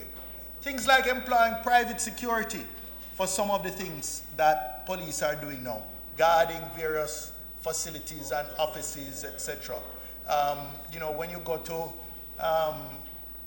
the towers that the Ministry of National Security was in, there were police on almost every floor guarding. Some of these things I think we could look for deploy to private security, as we've done with other government facilities over the years. We could, we've done it with hospitals, etc.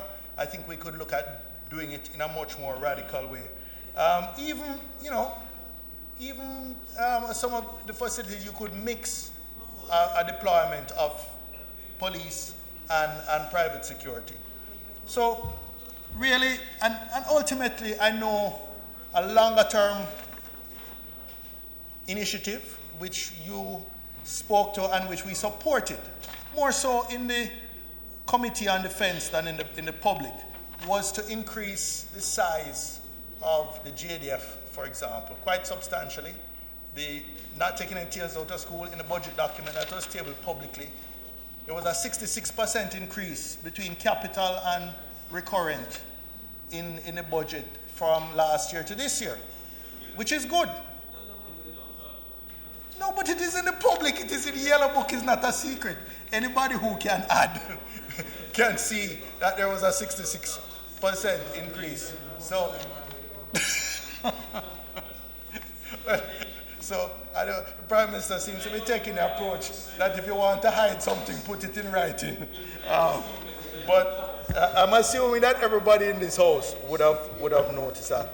But the truth is, longer term, we're going to have to recruit more security forces. The percentage of public security forces in Jamaica compared with the rest of our neighbors in the Caribbean and Central America was relatively low. At the time when I was minister and I did the calculation, we had about 0.6% of our population employed in the public securities, military and police.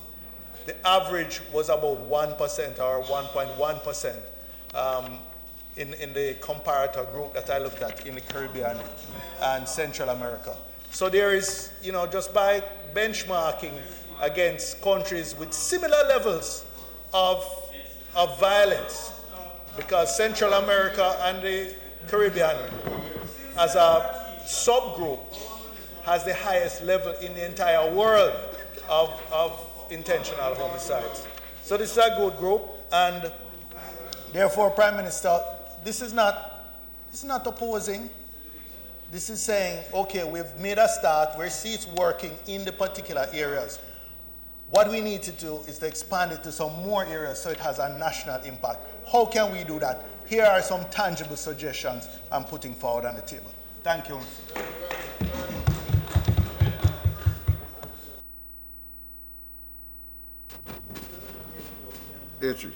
May it please you, Mr. Speaker. Mr. Speaker, I rise to support the resolutions for the extension of both zones of special operations, special security and community development measures, the Denham Town Community Zone and the Mount Salem Community and Environs in the Parish of St. James Zone. Though, Mr. Speaker, my focus will primarily be on the Mount Salem zone for the simple reason that it falls within the constituency of St. James West Central, for which I am a member in this Honourable House. Mr. Speaker, I want to begin by underscoring the Prime Minister's expression of the need to amend the law in short order to go back to what was originally conceived for a different process for the extension of the zones of special operation, especially when they have transitioned to the build phase.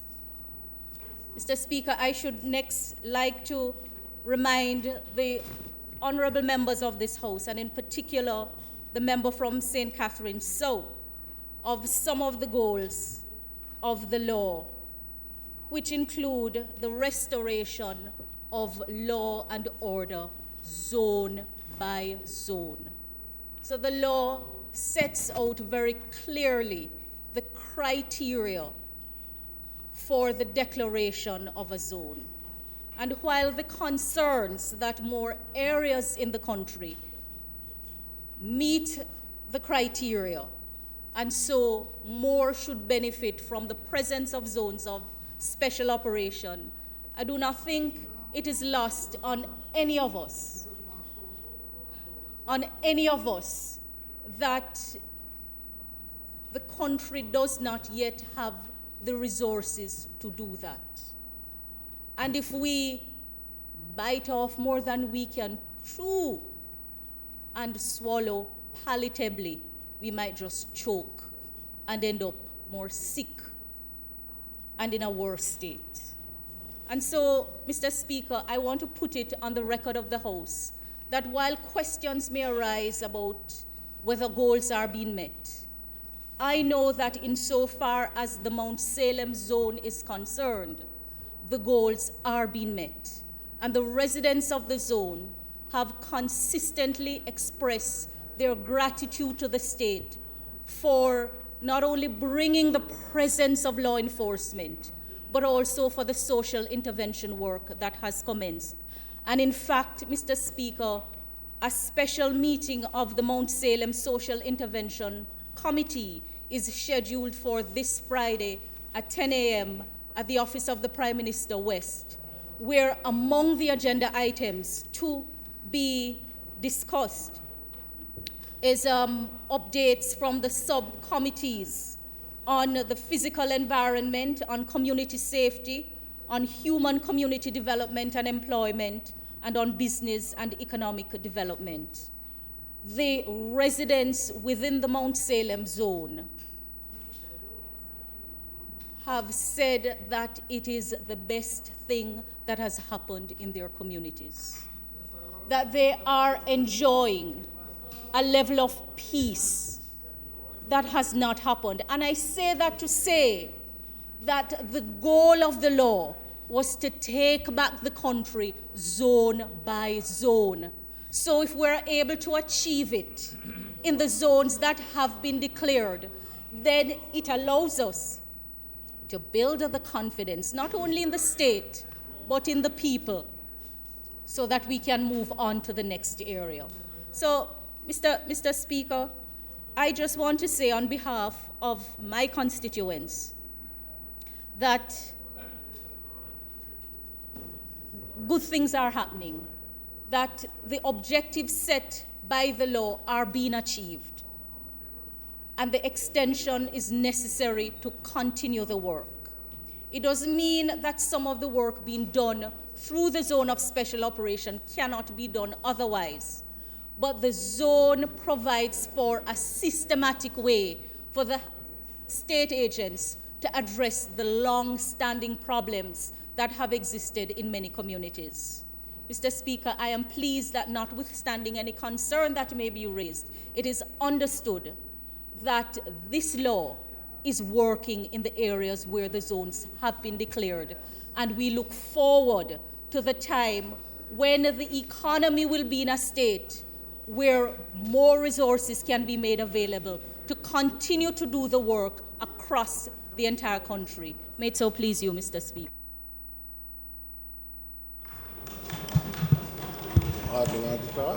Dr. Phillips.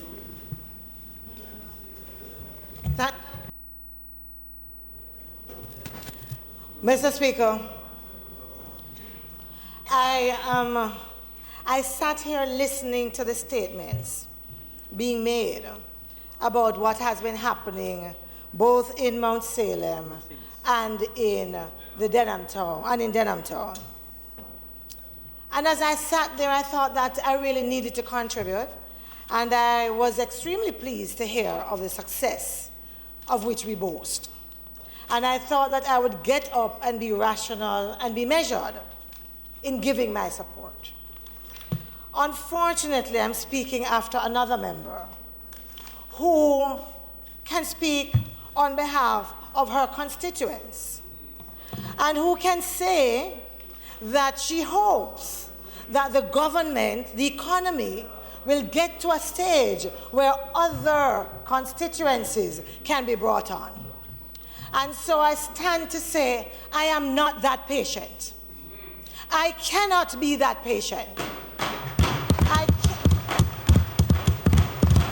I cannot be that patient because since January to March, April 7th, I think it is, 55 persons have been murdered. Keep quiet and let me talk. Keep quiet. You are no longer in that chair. Shut your mouth and let me talk. I am here representing the individuals. I am here representing the men and women of Southwest St. Andrew, and I will not be interrupted. It is nothing to make light of. Mr. President, Mr. Speaker, it is nothing to make light of. There are individuals dying every day in Southwest St. Andrew, and I will have no one prevent me from making the statement I am making. Today I speak on behalf of the men and women and the children of Southwest St. Andrew. They have sent me here. 55 murders and 43 shootings. It is nothing at all for me to make light of. I am not even in a mood. I'm not even in a mood to find any joke anywhere. Mr. Speaker, when I speak to individuals who have to get up at 3 in the morning to go look water and who have to be worried about their children being killed as they go to get water. When I talk to individuals who have to work a night shift and cannot come home because of fear. When I talk to individuals who are trembling as they talk to me. When I talk to individuals who cannot speak without crying. When I comfort those children who are looking at their mother in tears on her knees, begging for something to do, I don't come here to play. And I don't come here to make a light of the suffering of the people of Southwest St. Andrew. And therefore, let me say this, Mr. Speaker, to the Prime Minister. For me, I am impatient. I am impatient. I want to see a holistic crime plan. Do not disturb the member while she's speaking. Thank you very much, Mr. Speaker. I want to see, I want to know that the individuals who live in Southwest St. Andrew can boast of the freedom that others speak, can boast of the development of which others speak. And I do not believe that it is enough for someone to tell me, I have not been there for 40 years. I have been there for 6 months. And I don't care who was there before, because in fact, often individuals have come into this very parliament, make light and make fun of what is happening in our constituencies, talk about who has been there and what has not been done, because they do not recognize nor acknowledge where we are coming from to where we are. And sometimes I actually wonder if as government it means therefore that you are going to victimize and discriminate against individuals just so you can make those statements in Parliament. And I believe that you should be ashamed of yourselves to come here and do that. Your colleagues need to chain you and muzzle you because you do not know what to say and where to say it. Doctor, please address the Speaker on the topic. We are not going to entertain any quarrel between members here. Mr. Wilmington, please allow the member to speak without disturbance.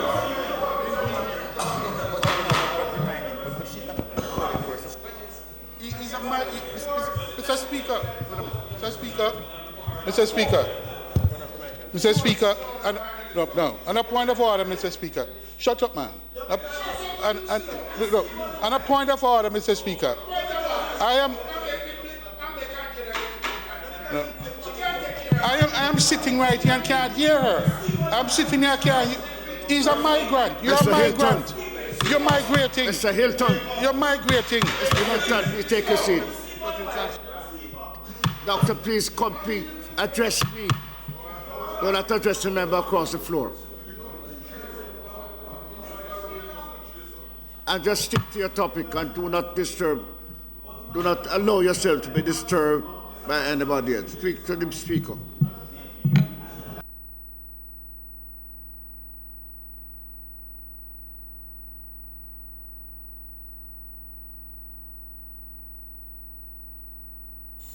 I took some notes while the Prime Minister was speaking. And so I recognize in what he has said that the ZOZO was established because there was a breakdown in the rule of law, because individuals were perpetually fearful that the JCF was not in control of the space, and that therefore we need long-term engagement. And I agree. The question I ask, however, is based on where we are going, there might not be anybody left in Southwest St. Andrew by the time our turn comes. And that for me is not acceptable. So if I sound angry, I'm not angry. I am annoyed. I'm disappointed. And I know the frustration of the individuals that I have to talk to every single day. And I am standing here and making the point, although I know that there are many here who understand, because I have a duty, I have a responsibility, because I am sent here by the individuals of Southwest St. Andrew. I am well aware, because I also know that the member from West Central St. Andrew knows that of the 55 murders, 20 would be from West Central St. Andrew, where we share that border. The member from South St. Andrew would also know. That's the point. The member from South St. Andrew would also know what is happening. Even the member from West Kingston would know that when you talk about Denham Town, you know that we also share a border, and what is happening there. I tell you, be quiet. Be quiet.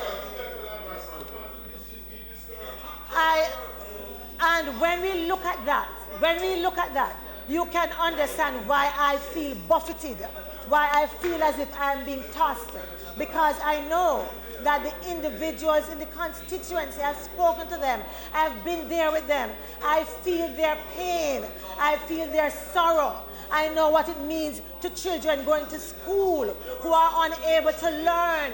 Children, if something falls on the floor, that they run and hide because it reminds them too much of those gunshots they hear every night.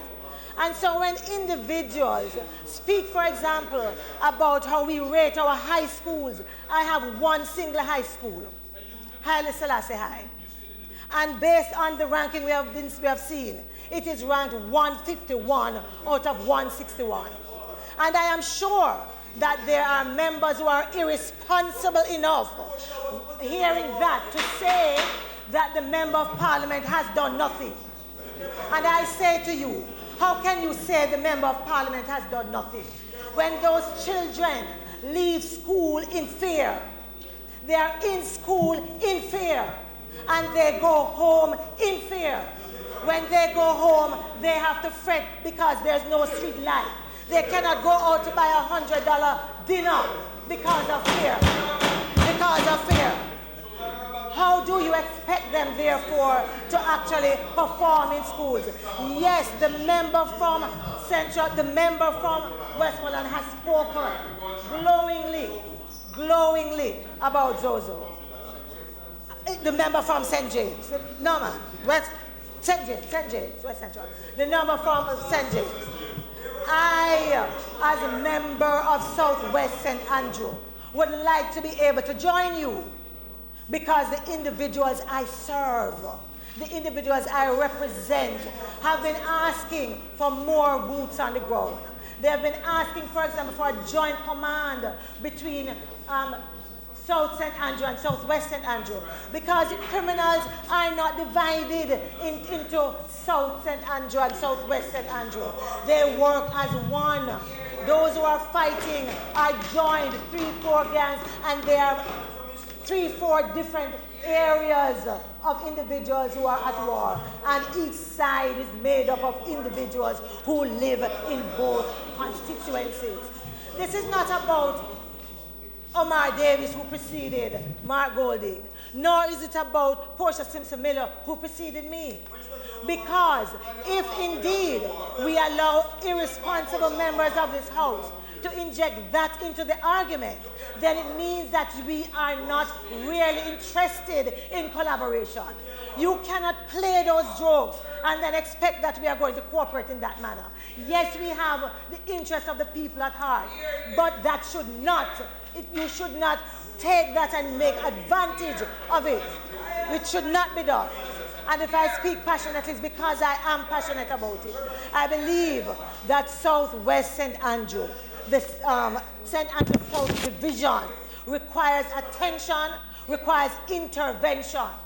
And I'm telling you, I am not one of the technical experts. But if a state of emergency comes for Southwest St. Andrew, I am going on the road. And I'm going on the road to protest, because we want investment, we want intervention too.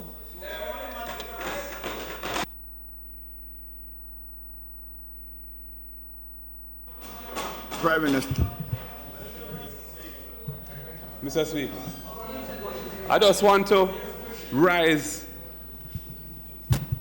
somewhat in solidarity with my colleague Member of Parliament for Southwest St. Andrew.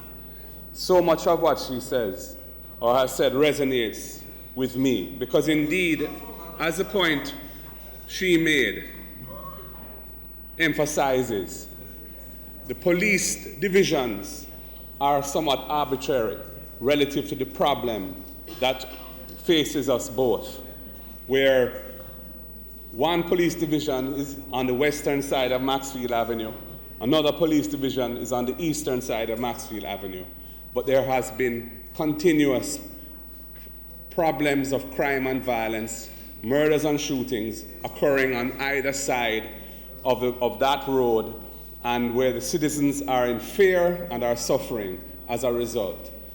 And you know, it's not just there either. I personally have been impacted by 2 killings in Augustown in the last 6 weeks. My friend Victor Nkize, a former member of the Pan-African Congress from South Africa, came to Jamaica on a scholarship after being a freedom fighter, was killed just outside Hermitage in Augustown when 4 or 5 people were shot in a bar, and he had just stopped there to have a drink.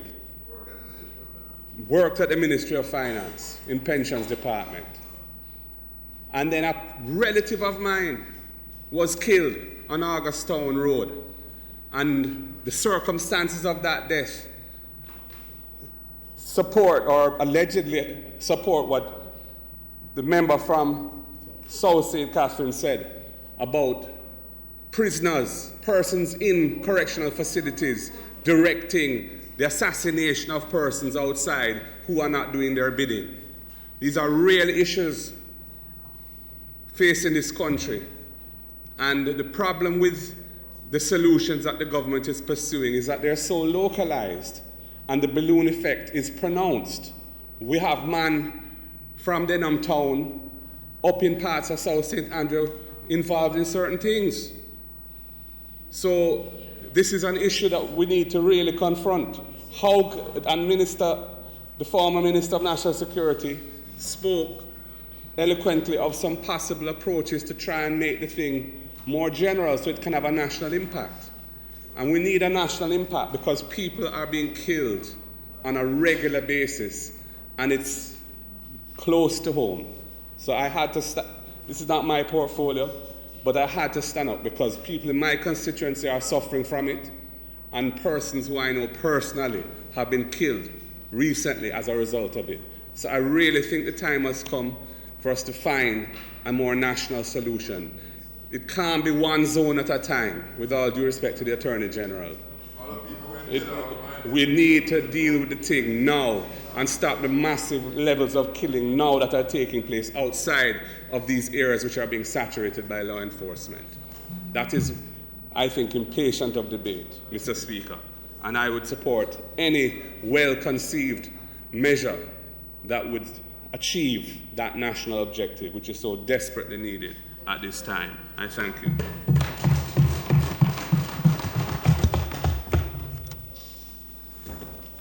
Mr. Speaker, I think the extent of the passions generated highlight the centrality of the fight against crime to everyone in this House. And we can certainly find agreement with the statement of the Prime Minister that this is not something, the fight against crime is not something that ought to divide us. We won't bother to go into where the consensus broke down, but we are certainly willing to be part of consensus building. It might escape notice that what we are seeking now in relation to Mount Salem is the 5th extension, and we are seeking the 4th extension in relation to 1 plus 4.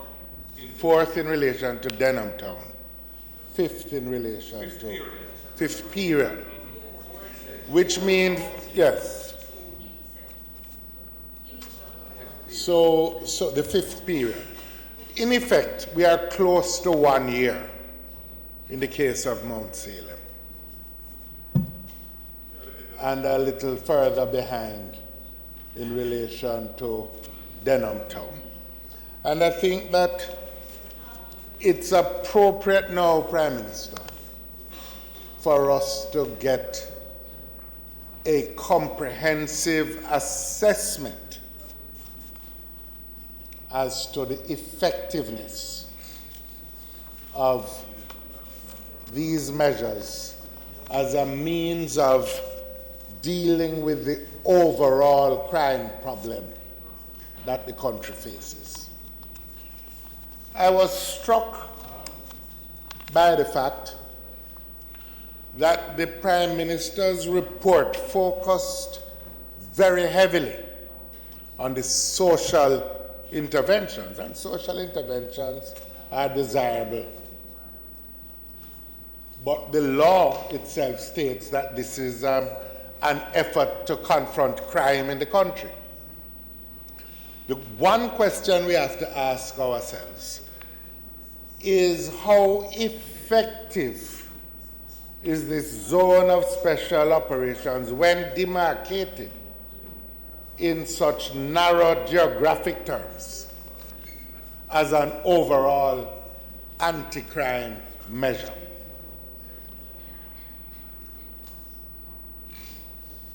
The fact is, yes, in Denham Town, there may be a reduction, as has been described, but it is also the fact that in the environing areas, in the areas close by, crime is ballooning. 274% increase in the South St. Andrew police area.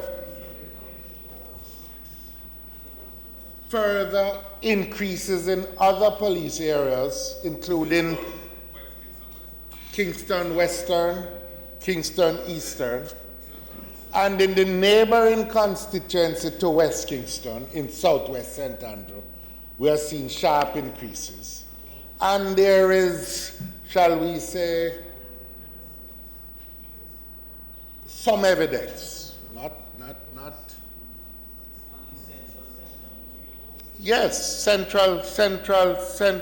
Andrew, and in East Central, yes. We need that. You are making the point. We don't have to go over it. We are making the point. What we have, you see, that is the problem that you're going to face. If you want collaboration, you need to, if you want collaboration, you're going to need. Dr. Phillips, could you address the speaker? I would Mr. Speaker, Mr. Speaker. Could you address me and do not address a member across the floor? Mr. Speaker, Mr. Speaker. I'm going to have to tell you that this is the last time. Okay. I'm going to ask you not to disturb the speaker. And when finished, could you get up and speak? Mr. Phillips. The point is, we know, coming out of parts of West Kingston, at least such are the allegations on the street, that you have an impact up in South St. Andrew, parts of Craigtown, Torrington Park. We know that there's a problem adjacent in the Maxfield corridor that is affecting constituencies around the area, including East Central St. Andrew.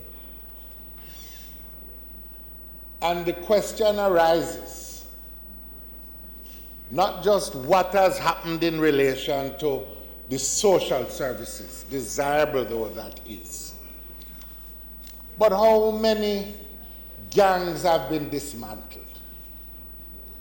How it happens? And I want to make the point, since it is obviously on the minds of persons in this house. Crime is still up over last year. And last year it was 20% up on the previous year. So let's understand that we still have a major problem of an explosion of violent crime. Is this the most effective way of utilizing our resources?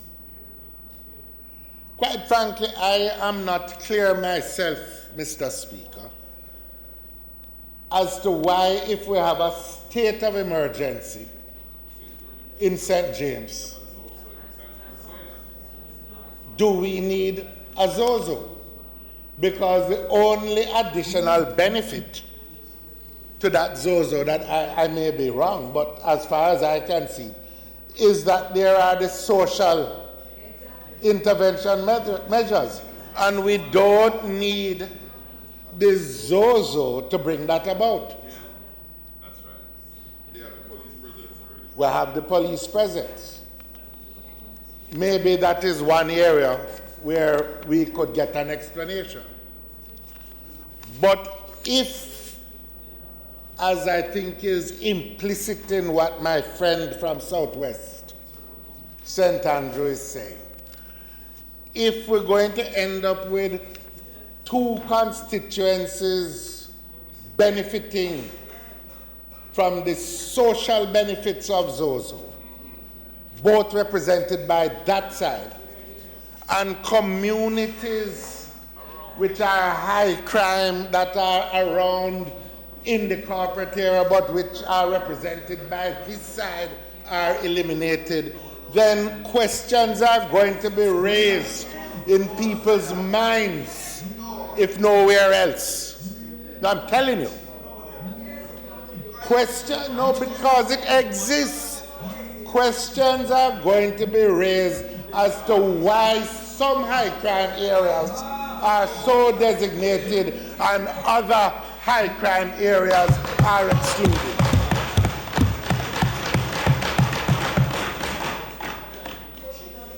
It is going to happen. I would suggest,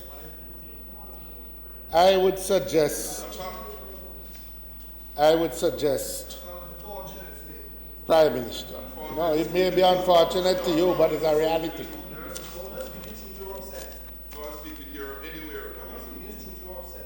I think, Prime Minister,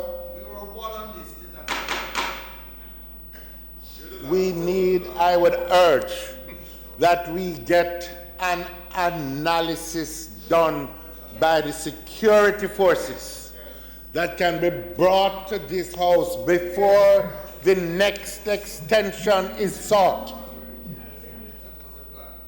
As to, well, if it's the plan, then glory be to God.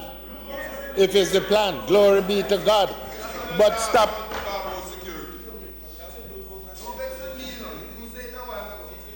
We say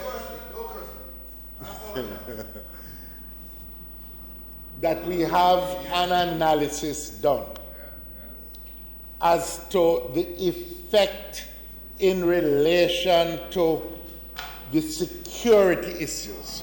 We know, and the data exists about the criminal organizations that exist in the country, about the locations from which they operate, about their membership. We're not asking for the names of individuals to be reported to the House, but we need to know what has been the effect in terms of the dismantling of criminal organizations and putting known criminals behind bars, because all the evidence from all over the world shows that the most lasting effect on the reduction of crime results from identifying criminals, convicting them before a court, and putting them away and taking them off the streets.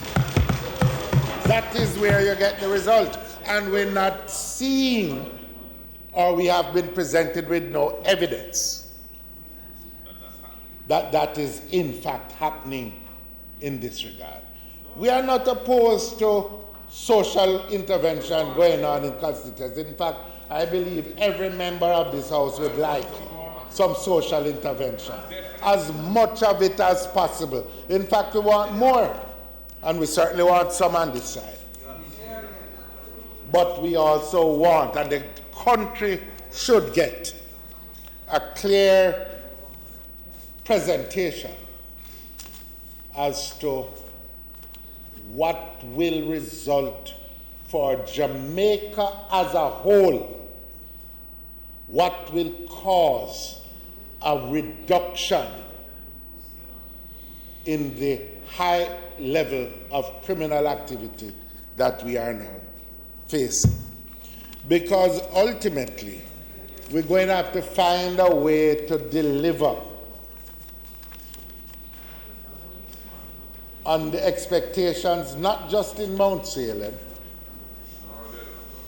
or Denham Town, but in Westmoreland, in South St. Andrew Police Division, in Central St. Andrew Police Division, in St. Catherine North, where there's a state of emergency, but because there is no ZOZO, there is no social intervention over there, we need to have some suggestion as to what is happening. So, Prime Minister, I am proposing that we cause that analysis to be done, and that the appropriate committee of the House can be empowered to consider that analysis so that we can, in fact, find common cause going forward from this point.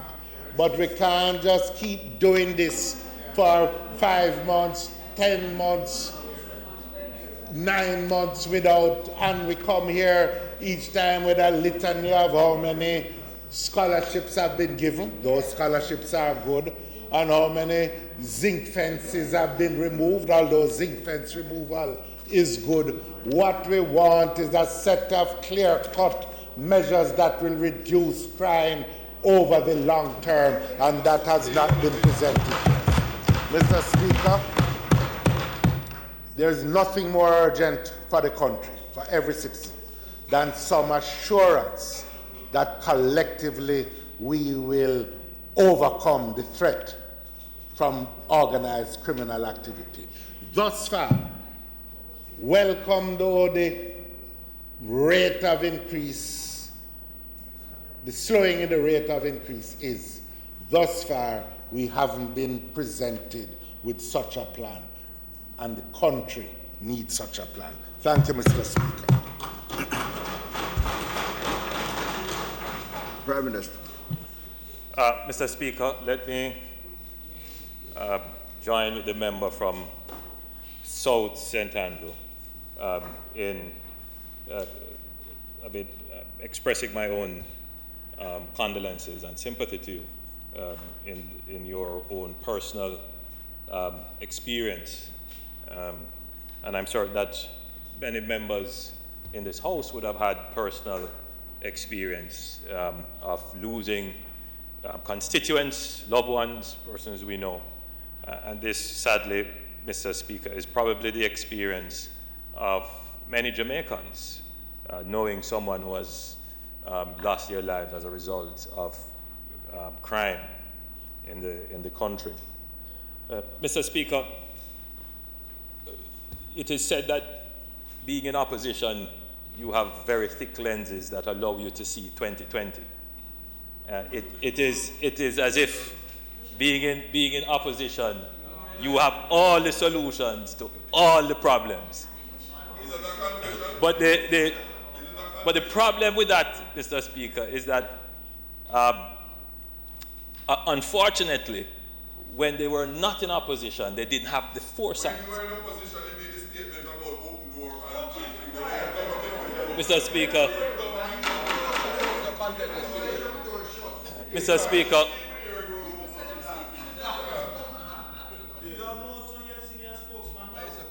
Mr. Speaker, and I'm not making the statement to say that the opposition must not find something to oppose. But I think that there should be a certain sincerity in what is being said. Because, Mr. Speaker, when the crime rate, and I'm using the murder rate as the index for the crime rate, when it was going out of control, the call was, do something. Do something. When we were the opposition, Mr. Speaker, and they were the government, and the murder rate started to trend, we made the same call. Do something. Between then and now, only two things have been done different in the policy landscape to address crime and violence in the country. Only two things.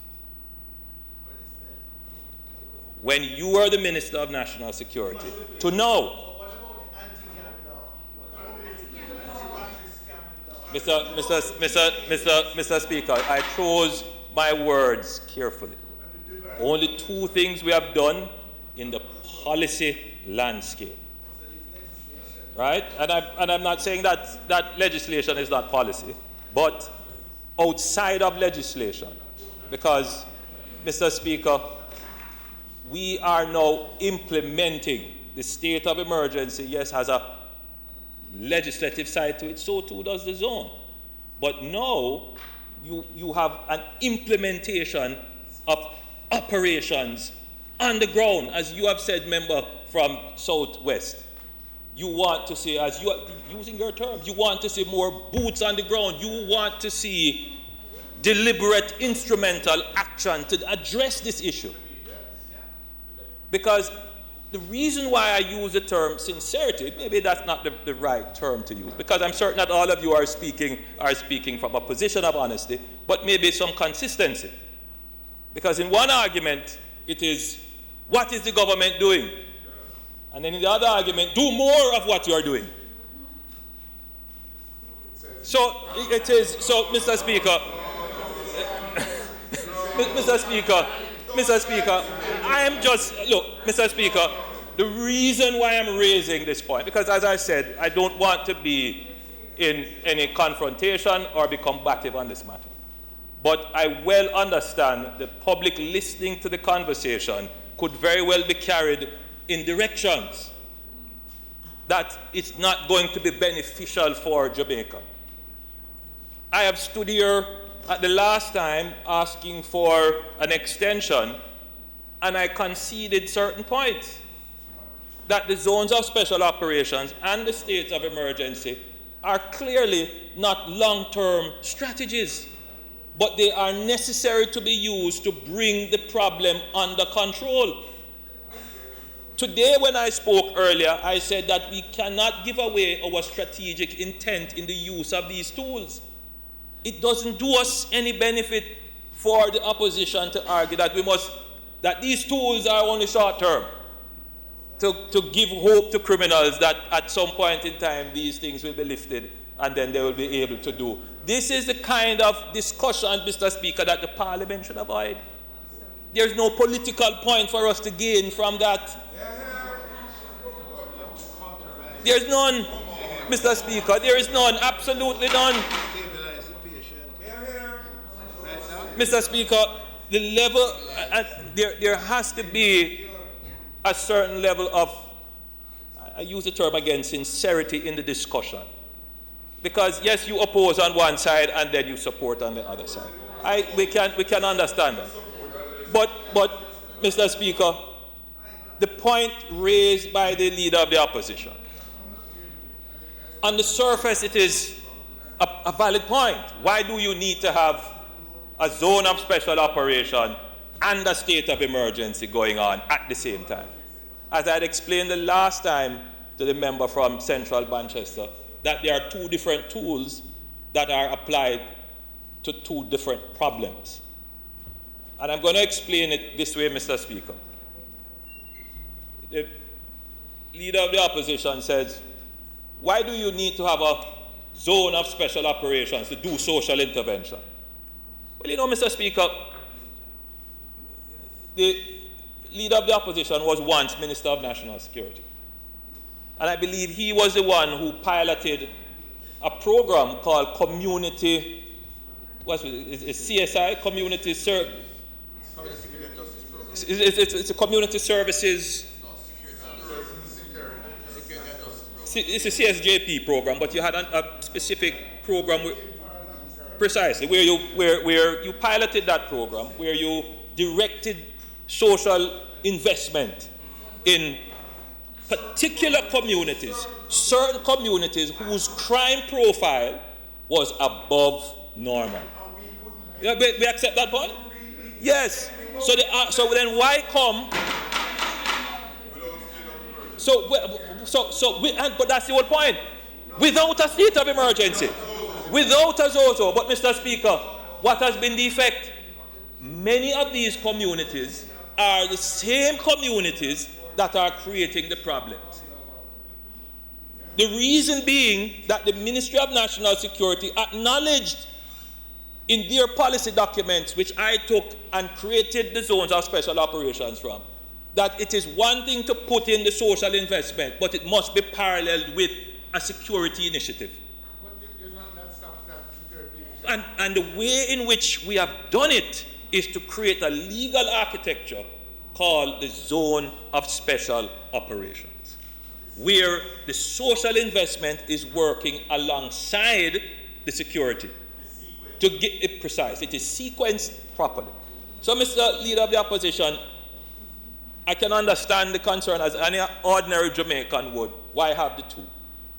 But the Zone of Special Operation is a different tool than the state of emergency. The state of emergency is meant to give broader operational powers to the security forces, whereas the Zone of Special Operations is meant to focus not just security operations, but for the security apparatus to work in conjunction with, which is what I hear the member from South St. Andrew is calling for. So there is room for that kind of structured security intervention.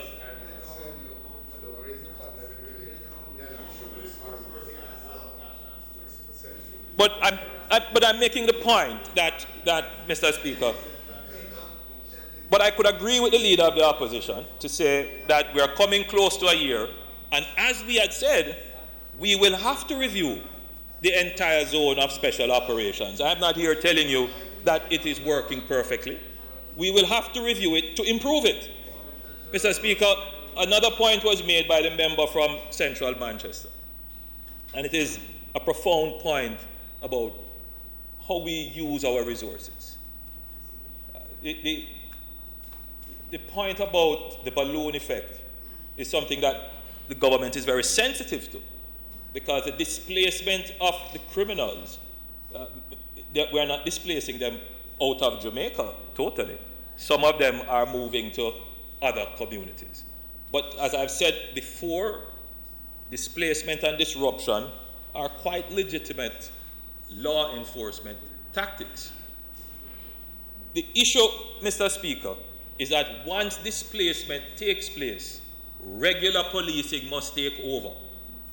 And in all of this debate, we have not discussed what we're going to do to improve what I call normal policing, because normal policing should be going into effect to deal with criminals who have been displaced. The criminals are strong when they are in their comfort zones. Displacement and disruption is a well-used strategy to get criminals out of their comfort zone and then interdiction. Work has to be done on getting the police force to be far more active, not proactive, in dealing with the criminals who have been displaced. And you would have seen in the state of emergency where we have interdicted criminals in Spanish Town region who were displaced from St. James. And I don't want to go too much into what the police is doing operationally. I don't want to disclose too much of that, but those operations are, leader of the opposition and members, those operations are ongoing. They can be more effective, they should be more effective, and we should see more results. But I want to go to the point that was made about the use of resources. The strategies, yes, are manpower intensive, and we don't have enough available manpower to put, as the member said from Southwest St. Andrew, boots on the ground, and therefore we have to look at ways in which we utilize the manpower within the security forces. We have engaged strategies to expand both the JCF and the JDF to give us the capability to eventually respond to the pleas for greater assistance that I hear coming from Southwest St. Andrew, from Western St. Andrew, and from North St. Catherine. Eventually, leader of the opposition, the communities that were identified under the CSJP Community Security Initiative, about 20-odd communities. Those are communities which were identified by virtue, as I said before, of the crime profile. We will have to treat with them using the zones of special operation tool. There's no question that we have to treat with them, even outside of a general crime plan. Because the truth is that these communities produce violence. And we just have, as a parliament, we will have to say this is a long-term strategy to address that. But it doesn't take away from the point that having removed the short-term opportunity to commit crime by having extensive and intensive police presence and security presence in areas, we will eventually have to address the critical issues now. What are we going to do with the JCF? What are we going to do with our intelligence apparatus? What are we going to do about cybersecurity? These are now matters that will have to come before us for discussion. So I'm happy when I hear the member from South, South St. Catherine, say that the government must do something. Because when we come to the House with the proposed legislation, with the proposed operations, I don't want to hear, Mr. Speaker, that we can't do.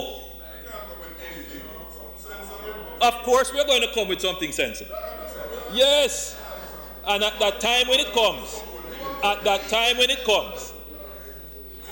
I am not expecting, Mr. Speaker, that there will be any divide on what needs to be done. Mr. Speaker, I want to close again by just reinforcing the point that national security ought rightfully be taken out of political competition, because the threat is so great. There is no political victory for any of us in the national security realm. What needs to happen, Mr. Speaker, is that the Parliament should speak with one voice. I am prepared, and I have demonstrated this, that I am willing to work in cooperation with the opposition to come up with the policies and the strategies to address the crime issues. I said in this way, Mr. Speaker, there are some measures which we will have to bring to this Parliament, that if there is a divide on those measures, the effectiveness of its implementation, even if we pass it by the majority, but the effectiveness of the implementation of those measures will be compromised. Mr. Speaker, the government, in short order, will be coming to the Parliament with various pieces of legislation which will effect different kinds of operations of the security forces. For example, Mr. Speaker, when we come to this Parliament with the new legislation to amend the Firearms Act to create new offenses such as trafficking and dealing in firearms. Mr. Speaker, when we come with legislation to create watch lists for criminals, Mr. Speaker, when we bring to this House legislation for the defense of the integrity of the security forces and law enforcement agencies, these are all new pieces of legislation which will create new operational framework, which will require the House to speak in one voice. Mr. Speaker, I appreciate the debate. Some of the points I accept. No, as I have agreed that we are coming up to a year, as we had agreed, that the zones of special operations bill should be reviewed. Yes, but I would think that you would see that I am merely carrying your argument to another extreme, that it is not just people here in our prisons, but people overseas as well, that there are elements who are masterminds of the criminal activity, locally and overseas, that must be addressed. And many of these masterminds should end up on our watch list. No, well, which is why I mentioned the ones overseas. The ones who are in prison should never have access to be able to direct criminal activity outside. Yes, we should deal with that as well. So, Mr. Speaker, I ask that the resolution be approved. Those in favor? Aye. Those against? The ayes have it.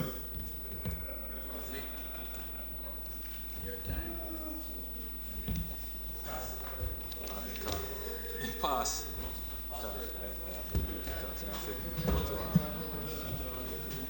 Minister Semudo.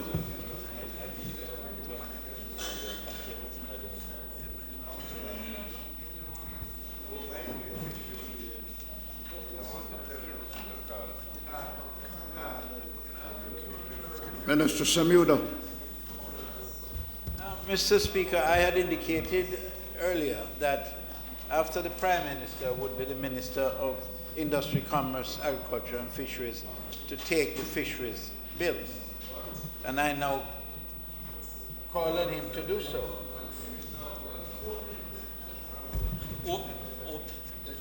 I'm just open. Minister Shaw. We just open today.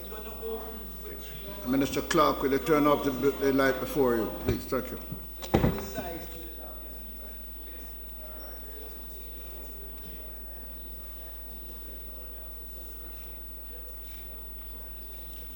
Thank you, Mr. Speaker. Mr. Speaker, I will make the opening presentation on this very important bill today.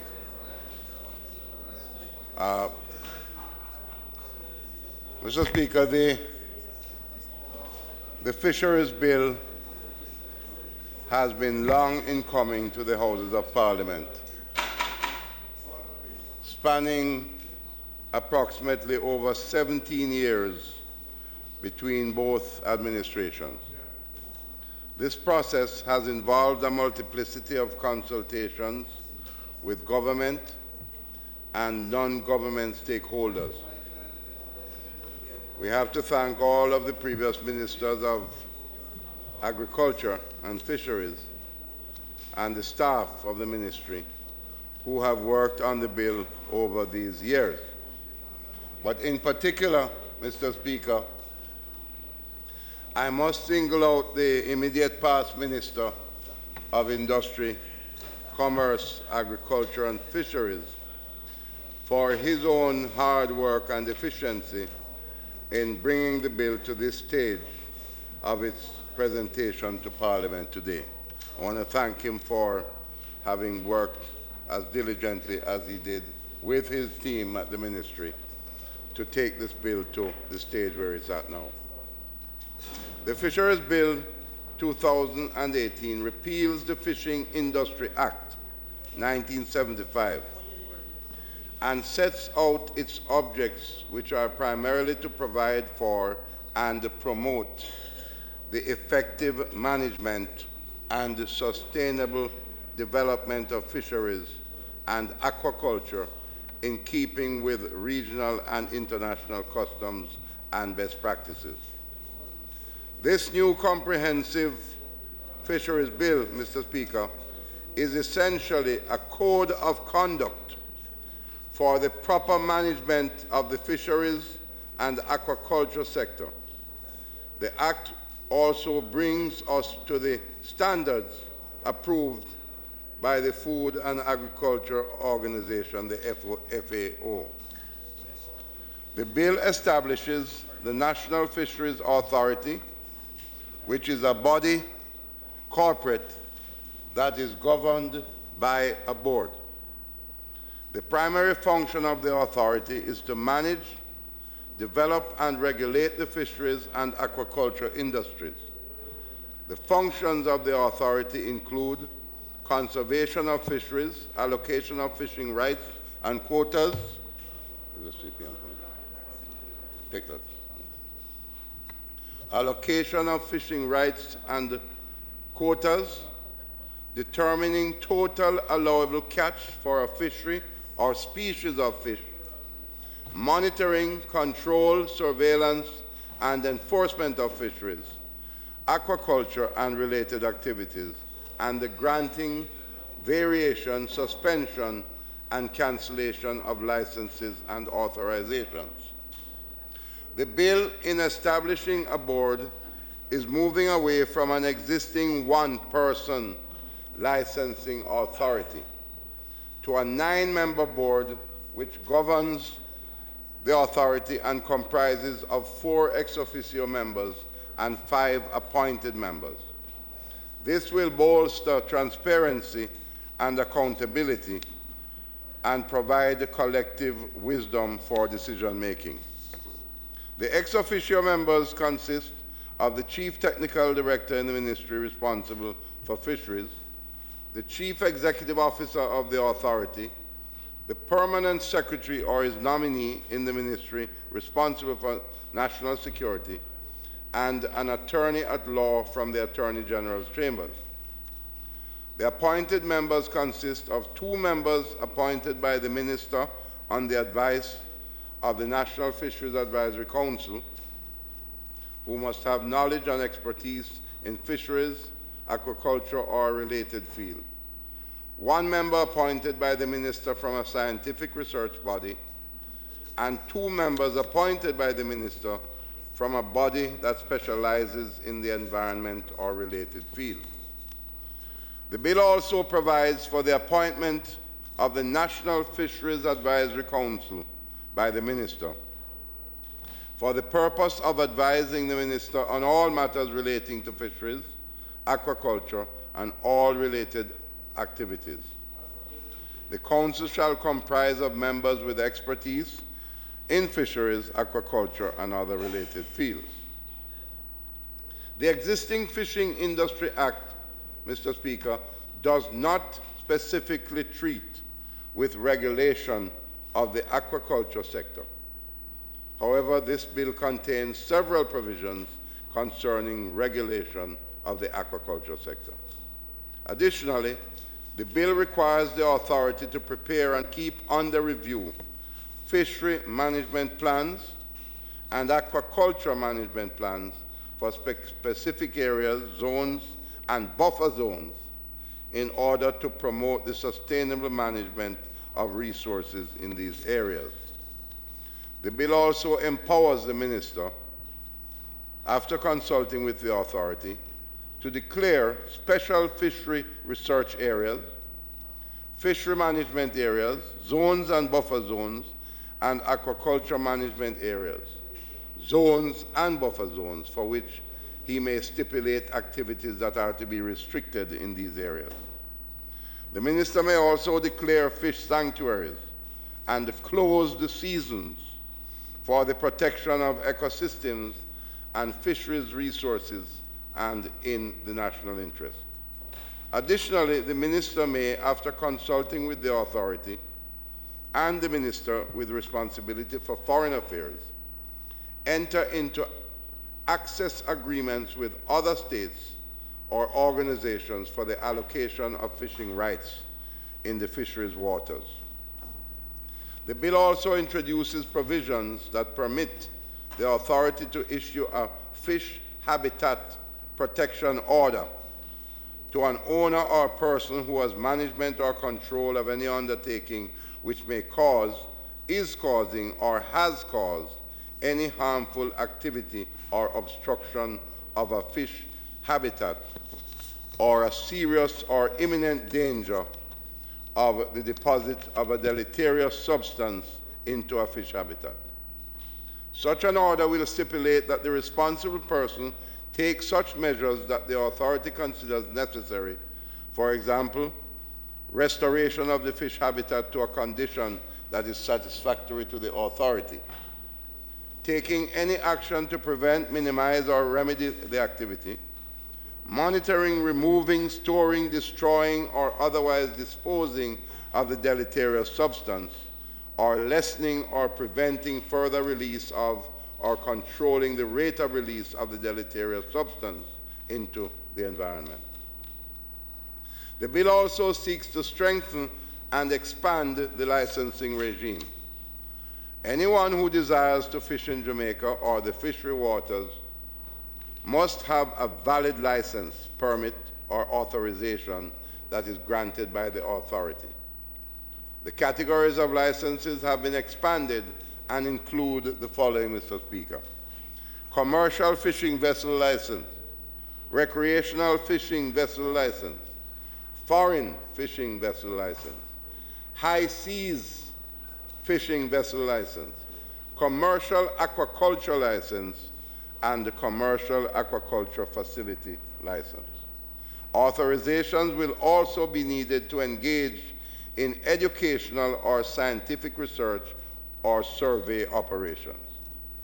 It should be noted that the bill exempts 2 categories of persons from being required to obtain a license for fishing, these being a person who engages in fishing in a pond that is situated entirely on a single private property, and a person who fishes with a line only from the seashore.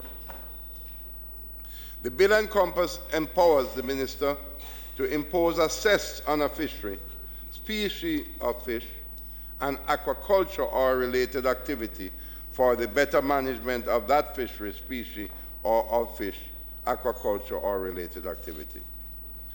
The bill establishes, Mr. Speaker, an appeals tribunal whereby persons who are aggrieved by decisions of the authority may appeal its decisions within 21 days of the decision regarding matters of refusal to grant licenses and other authorizations, as well as matters of suspension, cancellation, or revocation of licenses. An appeal must be done by way of a notice of appeal which must clearly set out the grounds of the appeal and be accompanied by any relevant supporting documents, all of which must be served on the authority.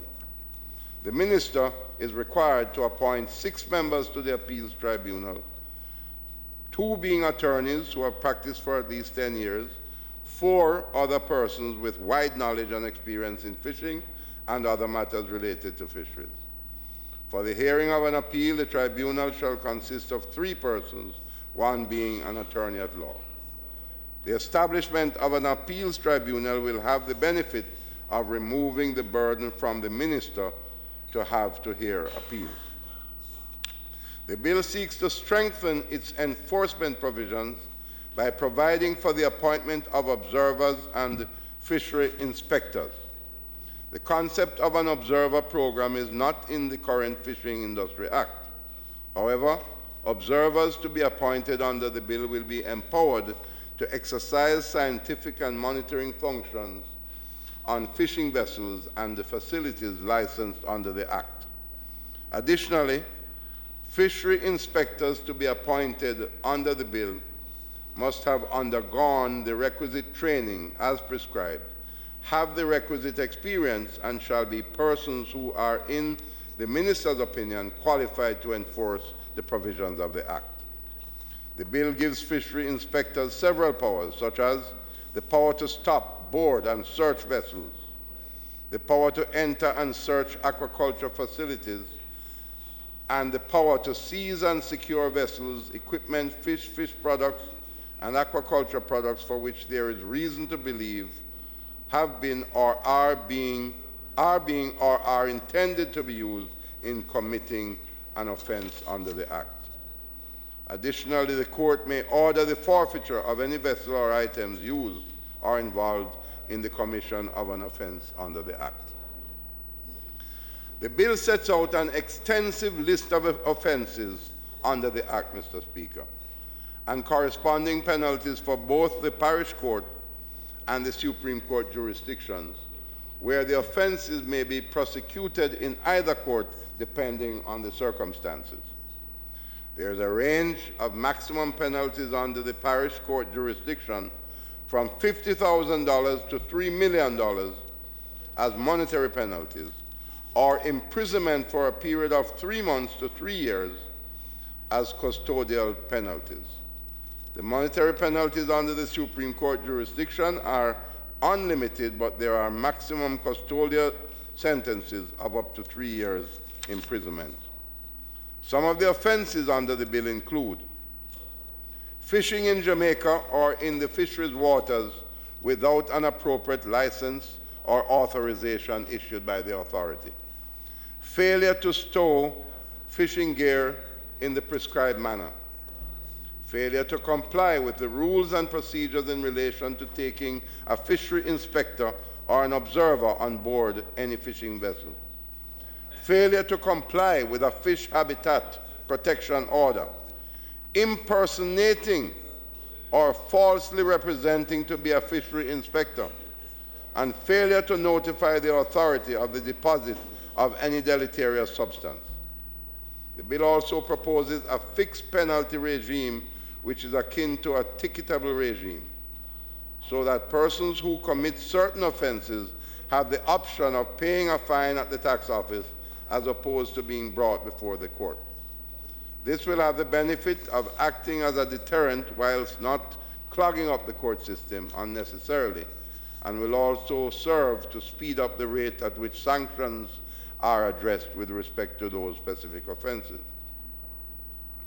Examples of fixed penalties under the bill are $10,000 for failure to carry the prescribed fishing license upon one's person while fishing, $50,000 for failure to report a fishing vessel that is lost, becomes permanently unserviceable, and no longer seaworthy, and $100,000 for organizing a recreational activity in the fisheries waters without the requisite approval.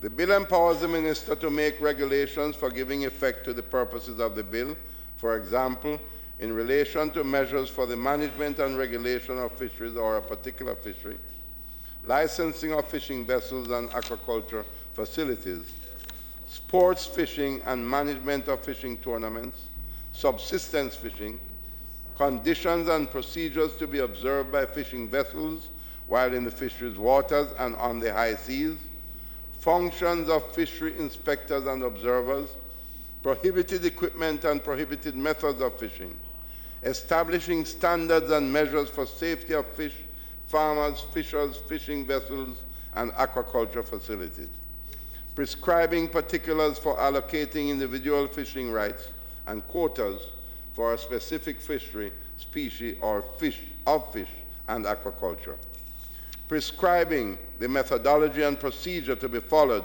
in determining the total allowable catch and quotas, prescribing the procedure to be followed in imposing a cess on a fishery, species of fish, or an aquaculture activity, and prescribing measures to prevent and deter illegal, unreported, and unregulated fishing.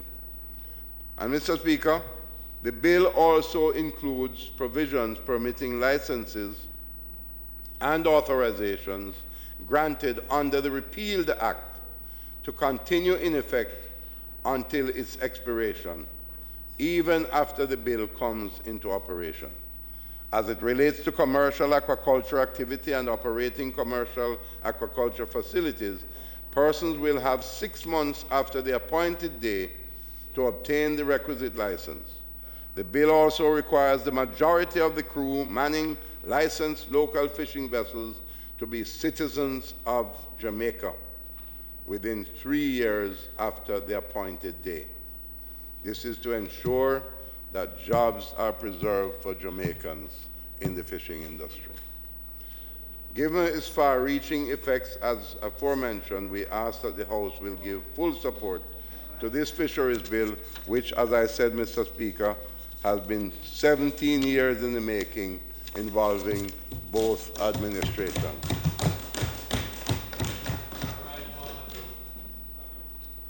Suspend. Yeah, Calvin.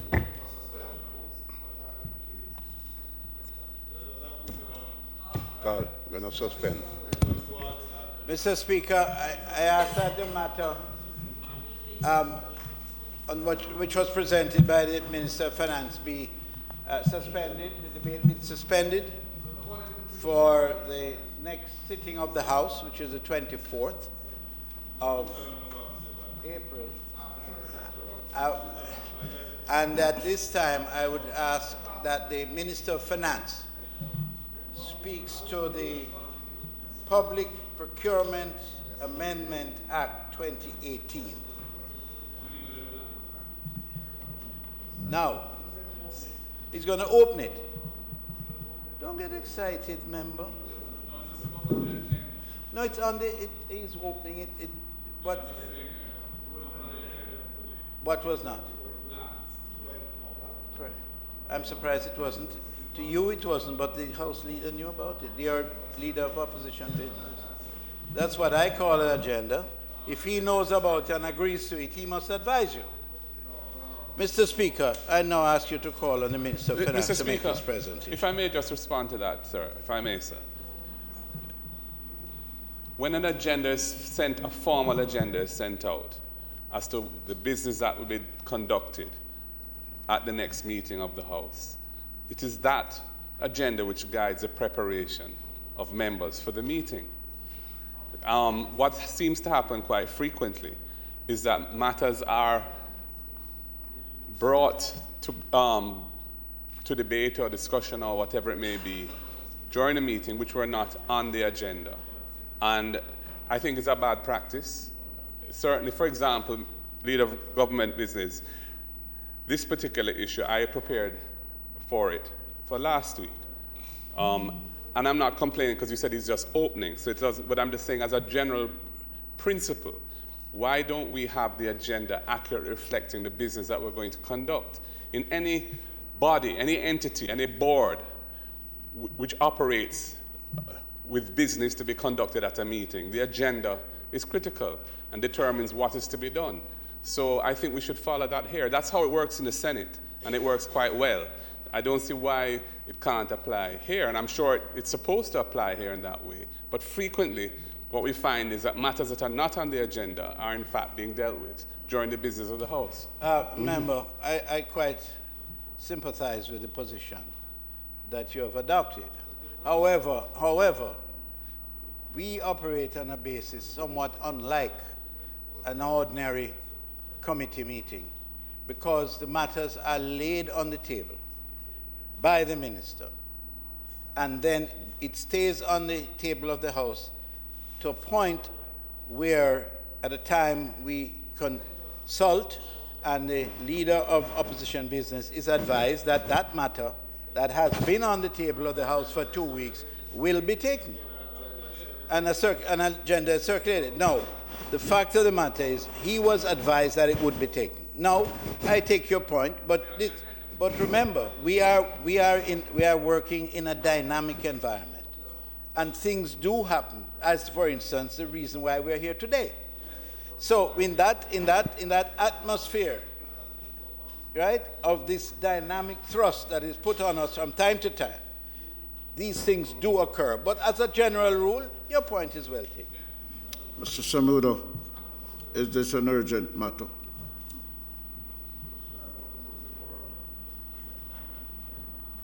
Is this a matter that you need to take at this time, Minister? No, Mr. Speaker, it might not rise to the level of the SOSO, but certainly it's a financial matter that requires immediate action. So I'm suggesting, Mr. Speaker, and I'm appealing to you to allow us to take it through the first reading of the House.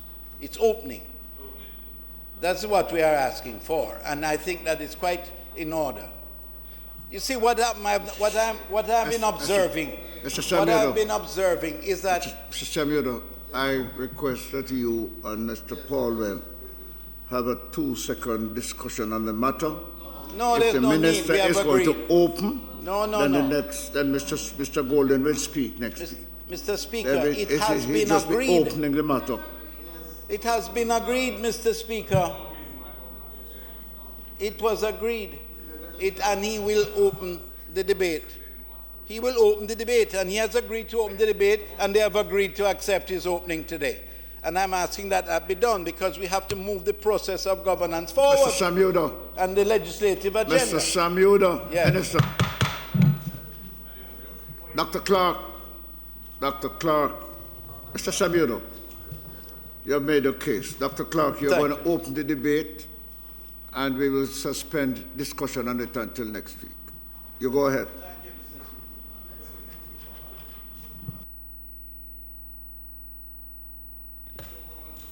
Thank you, Mr. Speaker, and thank you to the members for their understanding. Mr. Speaker, I rise today to introduce the debate on the bill entitled An Act to Amend the Procurement Act 2018, which was tabled in this Honourable House on the 14th of March 2018. Mr. Speaker, as the previous speaker mentioned in his presentation, it's similar here, this has been work that has been in progress for a long time. And I'd like to acknowledge the previous Minister of Finance for the work that he did in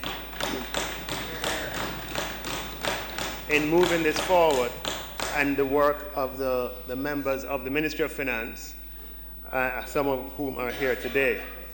Mr. Speaker, you will recall that the Public Procurement Act 2015 was passed in October 2015, and that was a major achievement at the time, as it represented a consolidated tool to anchor the reform of the public procurement landscape in Jamaica. Mr. Speaker, the House will note, however, that that act has not yet come into effect. The regulations that accompany that act have been in work since then, and as a process to put the regulations together began, it became clear that the act itself would need to be amended, and hence the bill that is before us. Mr. Speaker, the government, as the single largest spender in Jamaica, is committed to using procurement to drive key policies aimed at creating a pillar for sustainable economic growth.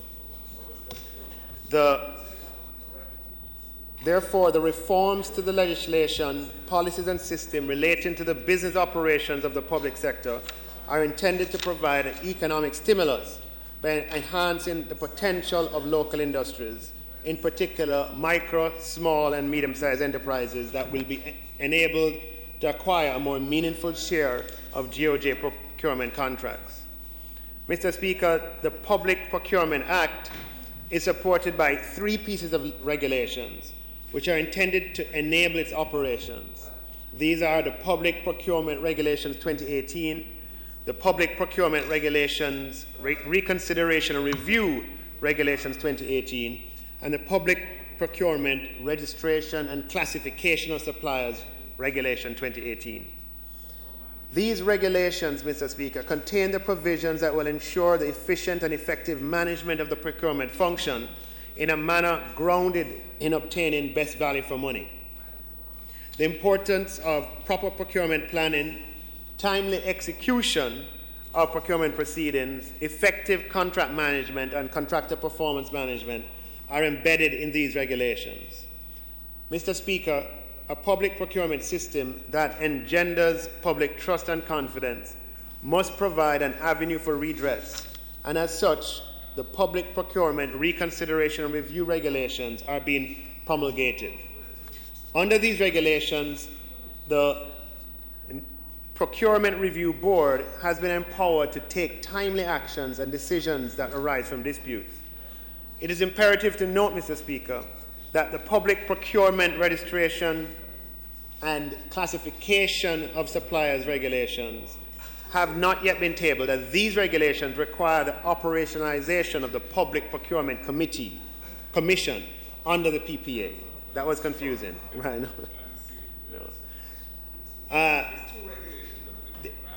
There's 3 in total, and I think 2 are to come. 2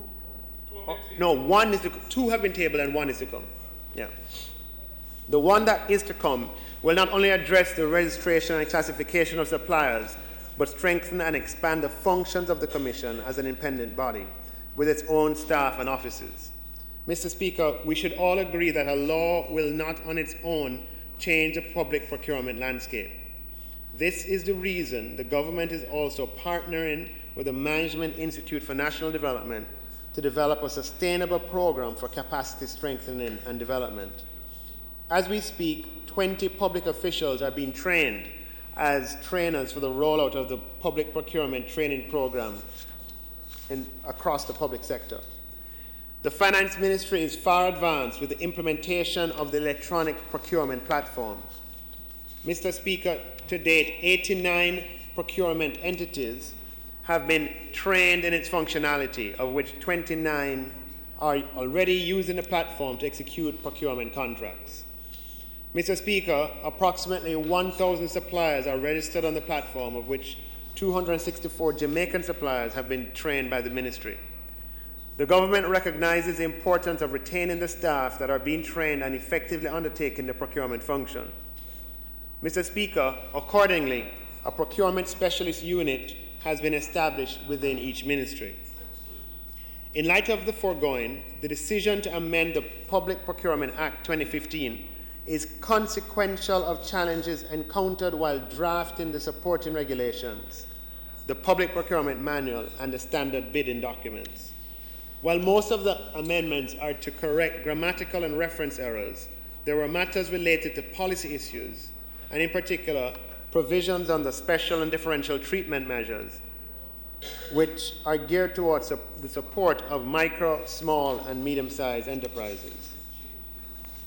Part 1 of the Act, Mr. Speaker, is being amended to add definitions of key terms, including that of supplier, special and differential treatment measures, offsets, domestic margin of preference, and set-asides.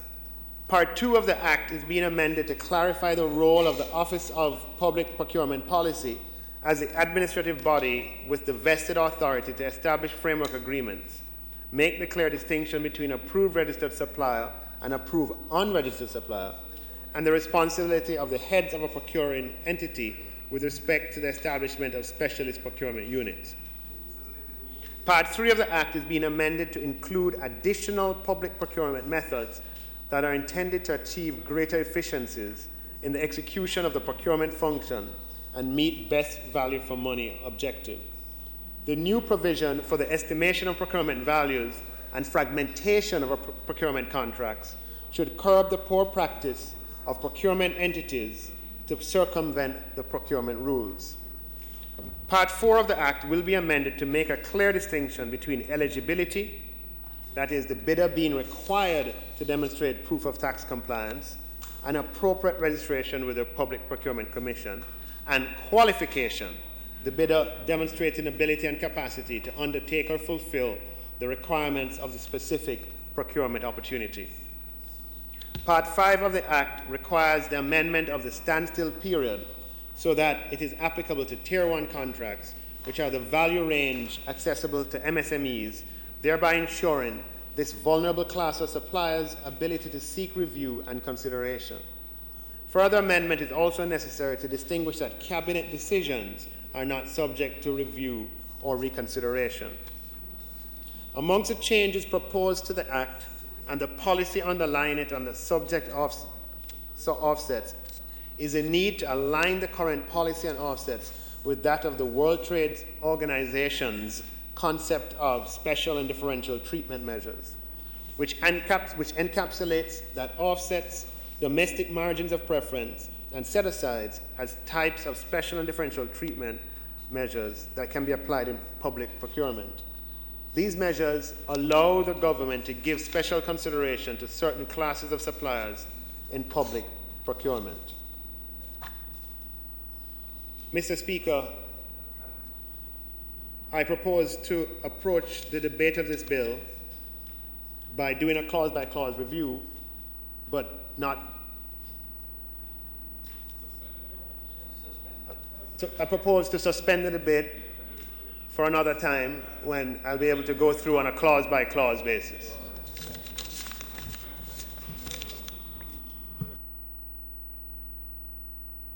Of course. I'm just moving, Mr. Speaker,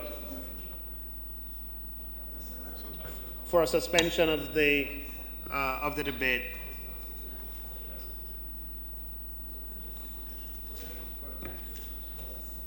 For a time to be fixed. Minister Clark, under the... I have to finish. I have to finish. I have to go through. You yeah. would have to complete your presentation. Okay. I'm going to speed it up. And I will... However, yes. When you are closing the bill, yes, sir. You could do an extensive closure.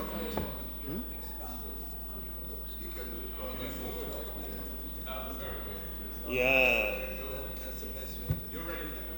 Yes, I'm ready to do clause by clause. Mr. Speaker, I was in the Senate at a period of time when Jamaica had no choice to pass. I got a lot of bills through. And we shouldn't wait on those kinds of emergencies to act with alacrity. Right? Mr. Speaker, Clause 1 addresses all preliminary issues in the bill. It establishes the short title and provides that the bill shall be read and construed as one with the principal act, the Public Procurement Act, hereinafter referred as the Act. Clause 2, Mr. Speaker, amends Section 2 of the Act by the inclusion of some definitions as well as amending some of the definitions that were already in the principal Act. Of note, Mr. Speaker, is the inclusion of the definition for terms such as approved registered suppliers, closed framework agreement, special and differential treatment measures, set-asides, domestic margin of preference, and the amendment of terms such as big security and suppliers.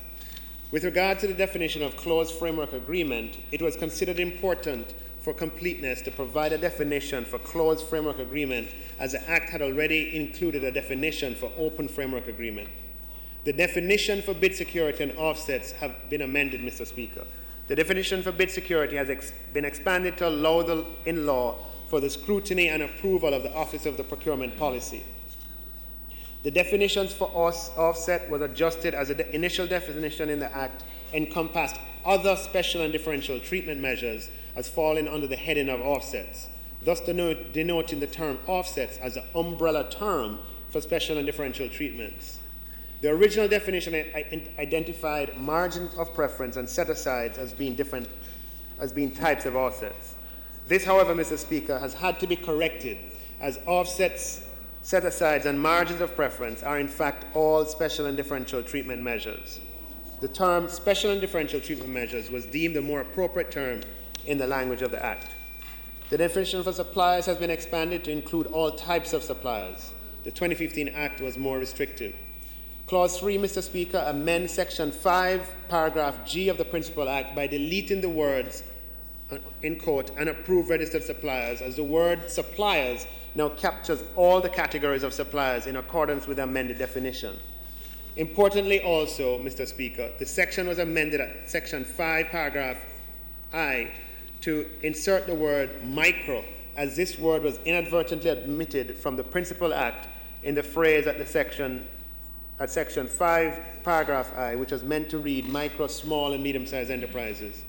Mr. Speaker, Clause 4 amends Section 7 of the Principal Act, which speaks of the functions of the office. Section 7, subsection 1 of the Principal Act is amended to empower the office to review and make recommendations for the establishment of framework agreements for procuring entities, and to further enable the office to review and make recommendations for any modifications which may be necessary as appropriate. Additionally, Mr. Speaker, Section 7, subsection 1, paragraph C of the Act has been amended to include the words, including the application of special and differential treatment measures, so that the paragraph would read, from time to time, issue administrative guidance in any form, including directives, guidelines, instructions, technical notes, or manuals, with respect to the conduct of public procurement, including the application of special and differential treatment measures and the implementation of this Act and regulations. This insertion, Mr. Speaker, is to ensure that provisions are made for the office to provide for administrative guidance in relation to special and differential treatment measures. Mr. Speaker, the new procurement regime provides for special and differential treatment measures to be applied to certain procurement opportunities in the form of set-asides, margins of preference, and offsets. Special and differential treatment measures are measures which give special consideration to a class of suppliers and necessarily target special groups of suppliers.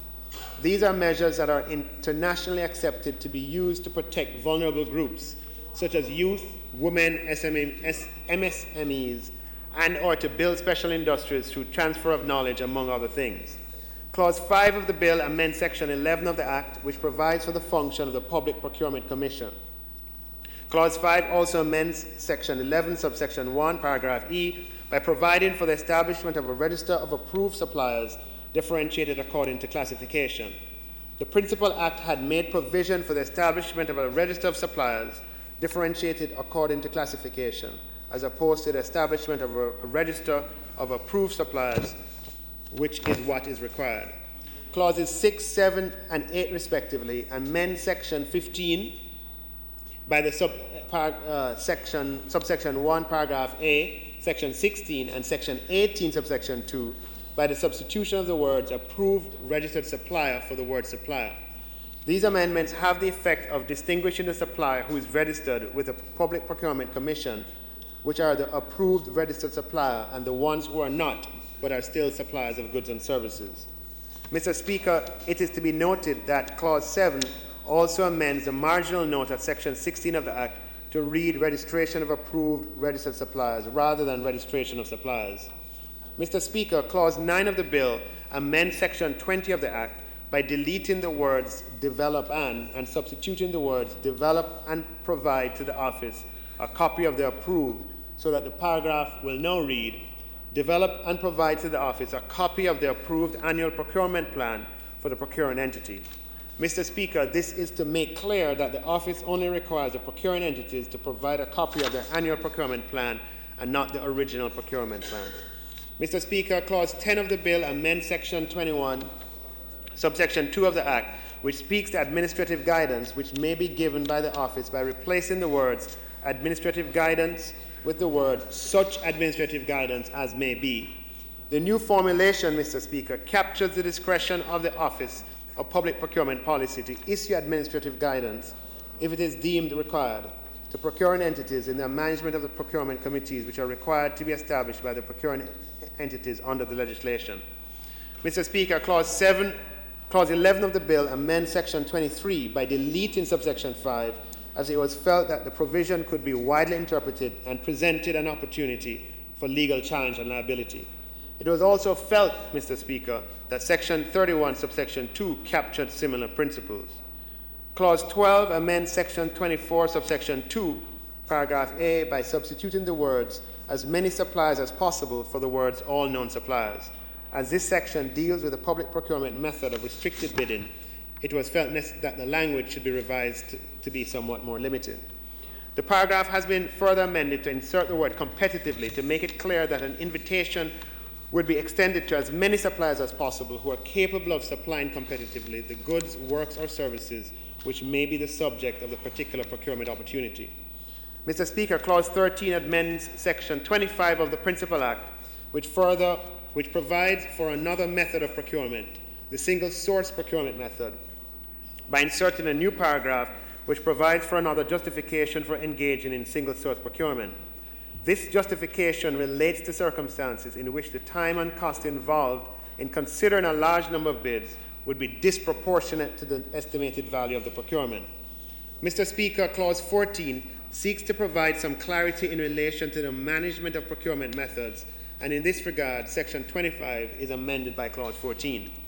This amendment sees insertion of new sections below Section 25, which are Sections 25A to 25G. 25A to 25E describe processes by which may be employed under specific methods of procurement. Section 25F provides that a procuring entity may engage in procurement under an open framework agreement or a closed framework agreement in accordance with prescribed procedures.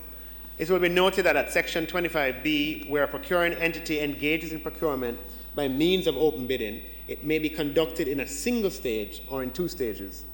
Importantly, in Section 25G, Mr. Speaker, provisions have been included to prohibit the manipulation of the procurement process by means of splintering the procurement to avoid the requirements of the Act. Mr. Speaker, Clause 15 of the bill amends Section 31 of the Act, which deals with the matter of participation in procurement proceedings. The amendments are consequential amendments which arise as a result of amendments effected to Section 25 of the Principal Act by Clause 13 of the bill, as well as due to the fact that the reference to Section 24, subsection 1, paragraph B, had not been referenced in Section 31 of the Act. Clause 15, Mr. Speaker, also amends the Principal Act by insertion of a new subsection 4 in Section 31, which provides that a procuring entity may apply to a procurement proceeding any special and differential treatment measures as may be prescribed. Mr. Speaker, Clause 16 of the bill amends Section 32 of the Act to provide for the eligibility requirements of suppliers. This, Mr. Speaker, was inadvertently omitted from the Principal Act. It is important to note, Mr. Speaker, that there is a distinction between eligibility criteria and qualification criteria. Eligibility criteria are basic and fixed as determined by thresholds and are dictated by Government of Jamaica policy, such as proof of tax compliance and Public Procurement Commission registration. Qualification criteria encompass the supplier's experience, professional competencies, financial viability, and technical competence to undertake the work.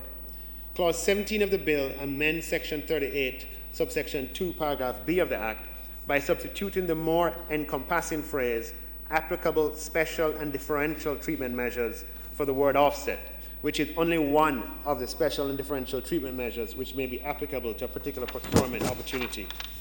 Clause 8 amends Section 44,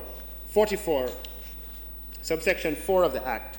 Note that there's an editorial amendment which is to be done by deleting paragraph B, which refers to the standstill period not being applicable to the award of procurement contracts where the contract price is less than the Tier 1 limit. It was felt that this limiting of the applicability of the standstill period to this category of procurement was unfair to these bidders. This Honourable House may recall that the standstill period is a period which is declared after the determination of the successful bid and before the award of the contract. This is to allow the bidders to which a standstill notice was dispatched to query the procuring entity's decision or to apply for reconsideration of the decision or otherwise challenge the decision as to which one of the bids qualified to be the successful bid. It is to be noted here also that the Tier 1 limit is a prescribed maximum value of a procurement contract that a procuring entity is permitted to award with the prior approval only of the head of the procuring entity. Clause 18, paragraph B, effects an editorial amendment to Section 44, subsection 5, by deleting the superfluous "the," which appears in that section. Mr. Speaker, Clause 19 amends the heading of Part 6 of the Act by deleting the word "appeal," as the use of the word "appeal" does not accurately reflect the content of the provision. The provision addresses the matters of a reconsideration by the procurement entity of a decision taken in relation to a procurement opportunity or a review of the Procurement Review Board of a decision of the procuring entity. So there's no terminology used in the section in relation to the conduct of an appeal, hence the amendment. Clause 20 amends Section 51 of the Act by deleting subsection 2. This deletion was considered necessary, Mr. Speaker, as the original formulation of the section implied that the Procurement Review Board would have the authority to review the decisions of the Cabinet, which it does not. Clause 21, Mr. Speaker, effects a consequential amendment to Section 53 by deleting the reference to Section 51, subsection 2, as a consequence of the deletion of subsection 2 in Section 51 by Clause 20 of the bill. Mr. Speaker, Clause 22 amends Section 60, subsection 1, paragraph E, to replace the word "offsets" with the word "special and differential treatment measures." Here again, amendment has become necessary in order to refer to the broader term as opposed to the reference to offsets as occurs at Section 60, subsection 1, paragraph E of the Act. Clause 23 amends Section 21 of the Act by deleting the words "or approved unregistered supplier" wherever they appear, as the word "supplier" already captured the subcategories of suppliers. The wording of paragraph B of Section 61, subsection 1, has also been reformulated, and with the amendment will now read, "The circumstances in which registration under this Act may be modified, suspended, cancelled, approved, or withdrawn, and the procedures for such modification, suspension, cancellation, or withdrawal of approval." Mr. Speaker, Clause 24 of the bill outlines a number of consequential amendments as a result of the Public Procurement Act 2015. Clause 24.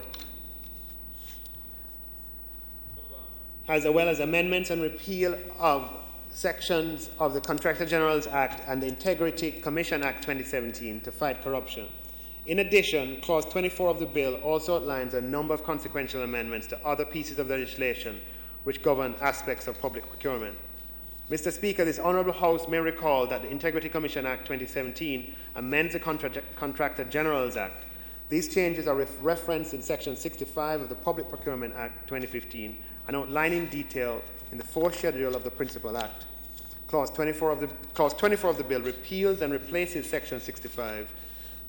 The amendment outlines the effect of provisions in Clause 24 where the Public Procurement Act is operationalized before the Integrity Commission Act 2017, and in the alternative, the effect of provisions in Clause 24 where the Public Procurement Act is operationalized after the Integrity Act of 2017.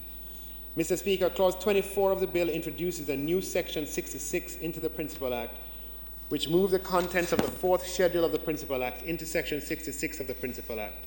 This amendment effects a consequential amendment to Section 65 of the Contractor General's Act by deleting the definition of commission and sector committee and by deleting and substituting the definition of government contract. The amendment also deletes Part 3A of the Contractor General's Act, which establishes and outlines the functions of the National Contracts Commission, and the third schedule of the Contractor General's Act, which sets out the constitution and tenure of the National Contracts Commission. Section 19B of the Financial Administration and Audit Act, which provides for the regulation of contracts, is also amended by Clause 24 of the bill. This amendment deletes existing provision which outlines, inter alia, that agreements for the supply of goods or services to or the carrying out of any work for any department shall be on terms and subject to such conditions as the minister may, by regulations, prescribe, with a provision which provides that the acquisition of goods and services shall be governed by the Public Procurement Act. Mr. Speaker, Clause 24 of the bill also revokes the Financial Administration Supplies Regulations 1963. These regulations provide for the designation of a Chief Supply Officer who is the principal agent of government for the purpose of purchasing supplies and who pays for all such supplies out of funds provided for that purpose. In addition, the Public Sector Procurement Regulations 2008, made pursuant to Section 31 of the Contractor General's Act, is also revoked. The Public Procurement Act and the 3 attendant regulations which have been drafted will round out the suite of legislation which governs public procurement. As noted before, 2 of these regulations have already been tabled, namely the Public Procurement Regulations 2018 and the Public Procurement Reconsideration Review Regulations 2018. Clause 25 of the bill amends Section 66 of the Principal Act, now renumbered as Section 67. This amendment effects a change to the marginal note at Section 66 of the Principal Act, which now reads, savings and transitional provisions. In addition, Clause 25 of the bill amends the renumbered Section 67 by deleting subsection 1 and renumbering subsection 2 as 1, and so on. Further, the word commended in Section 1 as renumbered is deleted and substituted with the word commenced. Paragraphs C and D of subsection 4 as renumbered are renumbered paragraphs D and E. Finally, Section 67 as renumbered is amended by inserting after subsection 4 paragraph B a paragraph C which references the National Contracts Commission Interim Provisions Act of 2017. Mr. Speaker, Clause 26 of the bill amends the first schedule of the Principal Act in paragraph 1A of Part A, which provides for goods, works, and services not subject to Part 3 of the Act, which outlines the methods of procurement, and Part 5, which provides for the procurement process. The amendment to paragraph 1A of Part A is for the words donated by the government of Jamaica to be deleted and replaced with the words donated to the government of Jamaica by. The second amendment is to Part B of the first schedule by deleting the heading and substituting therefore the words conditions for exemption of goods, works, and services donated to the government of Jamaica by a non-government organization under Part A. Mr. Speaker, Clause 27 of the bill amends paragraph 1(2)(c) of the second schedule of the Principal Act by inserting after the words Jamaica Bar Association the words or such other associations as may represent attorneys at law. Mr. Speaker, Clause 28 of the bill provides for 2 amendments to the third schedule of the Principal Act, which sets out the constitution and procedure of the Procurement Review Board. The first amendment to paragraph 8 of the third schedule by deleting the words to act in that behalf and substituting therefore the words by the chairman to signify the documents and decisions of the Review Board. The second amendment is to paragraph 9(2) by deleting the words Section 57 and substituting therefore the words Section 51. Mr. Speaker, Clause 29 of the bill repeals the fourth schedule of the Principal Act. The fourth schedule provides for amendments to enactments. Kindly recall that the fourth schedule has been incorporated at Section 66 of the Act by way of the Public Procurement Act 2018 as a consequence of Clause 24 of the bill, which provides for the amendment of enactments. The Memorandum of Objects and Reasons indicates that the Public Procurement Act regulates the procurement of goods, works and services by procuring entities. It is stated that the Act has not yet come into force and that the bill seeks to amend the Act to ensure that its provisions are effective and in keeping with internationally accepted standards and procedures for public procurement at the time of its commencement. Mr. Speaker, I ask this Honourable House to give due consideration. I ask, Mr. Speaker, that the debate be move, Mr. Speaker, in concluding that the debate be suspended for a time to be decided.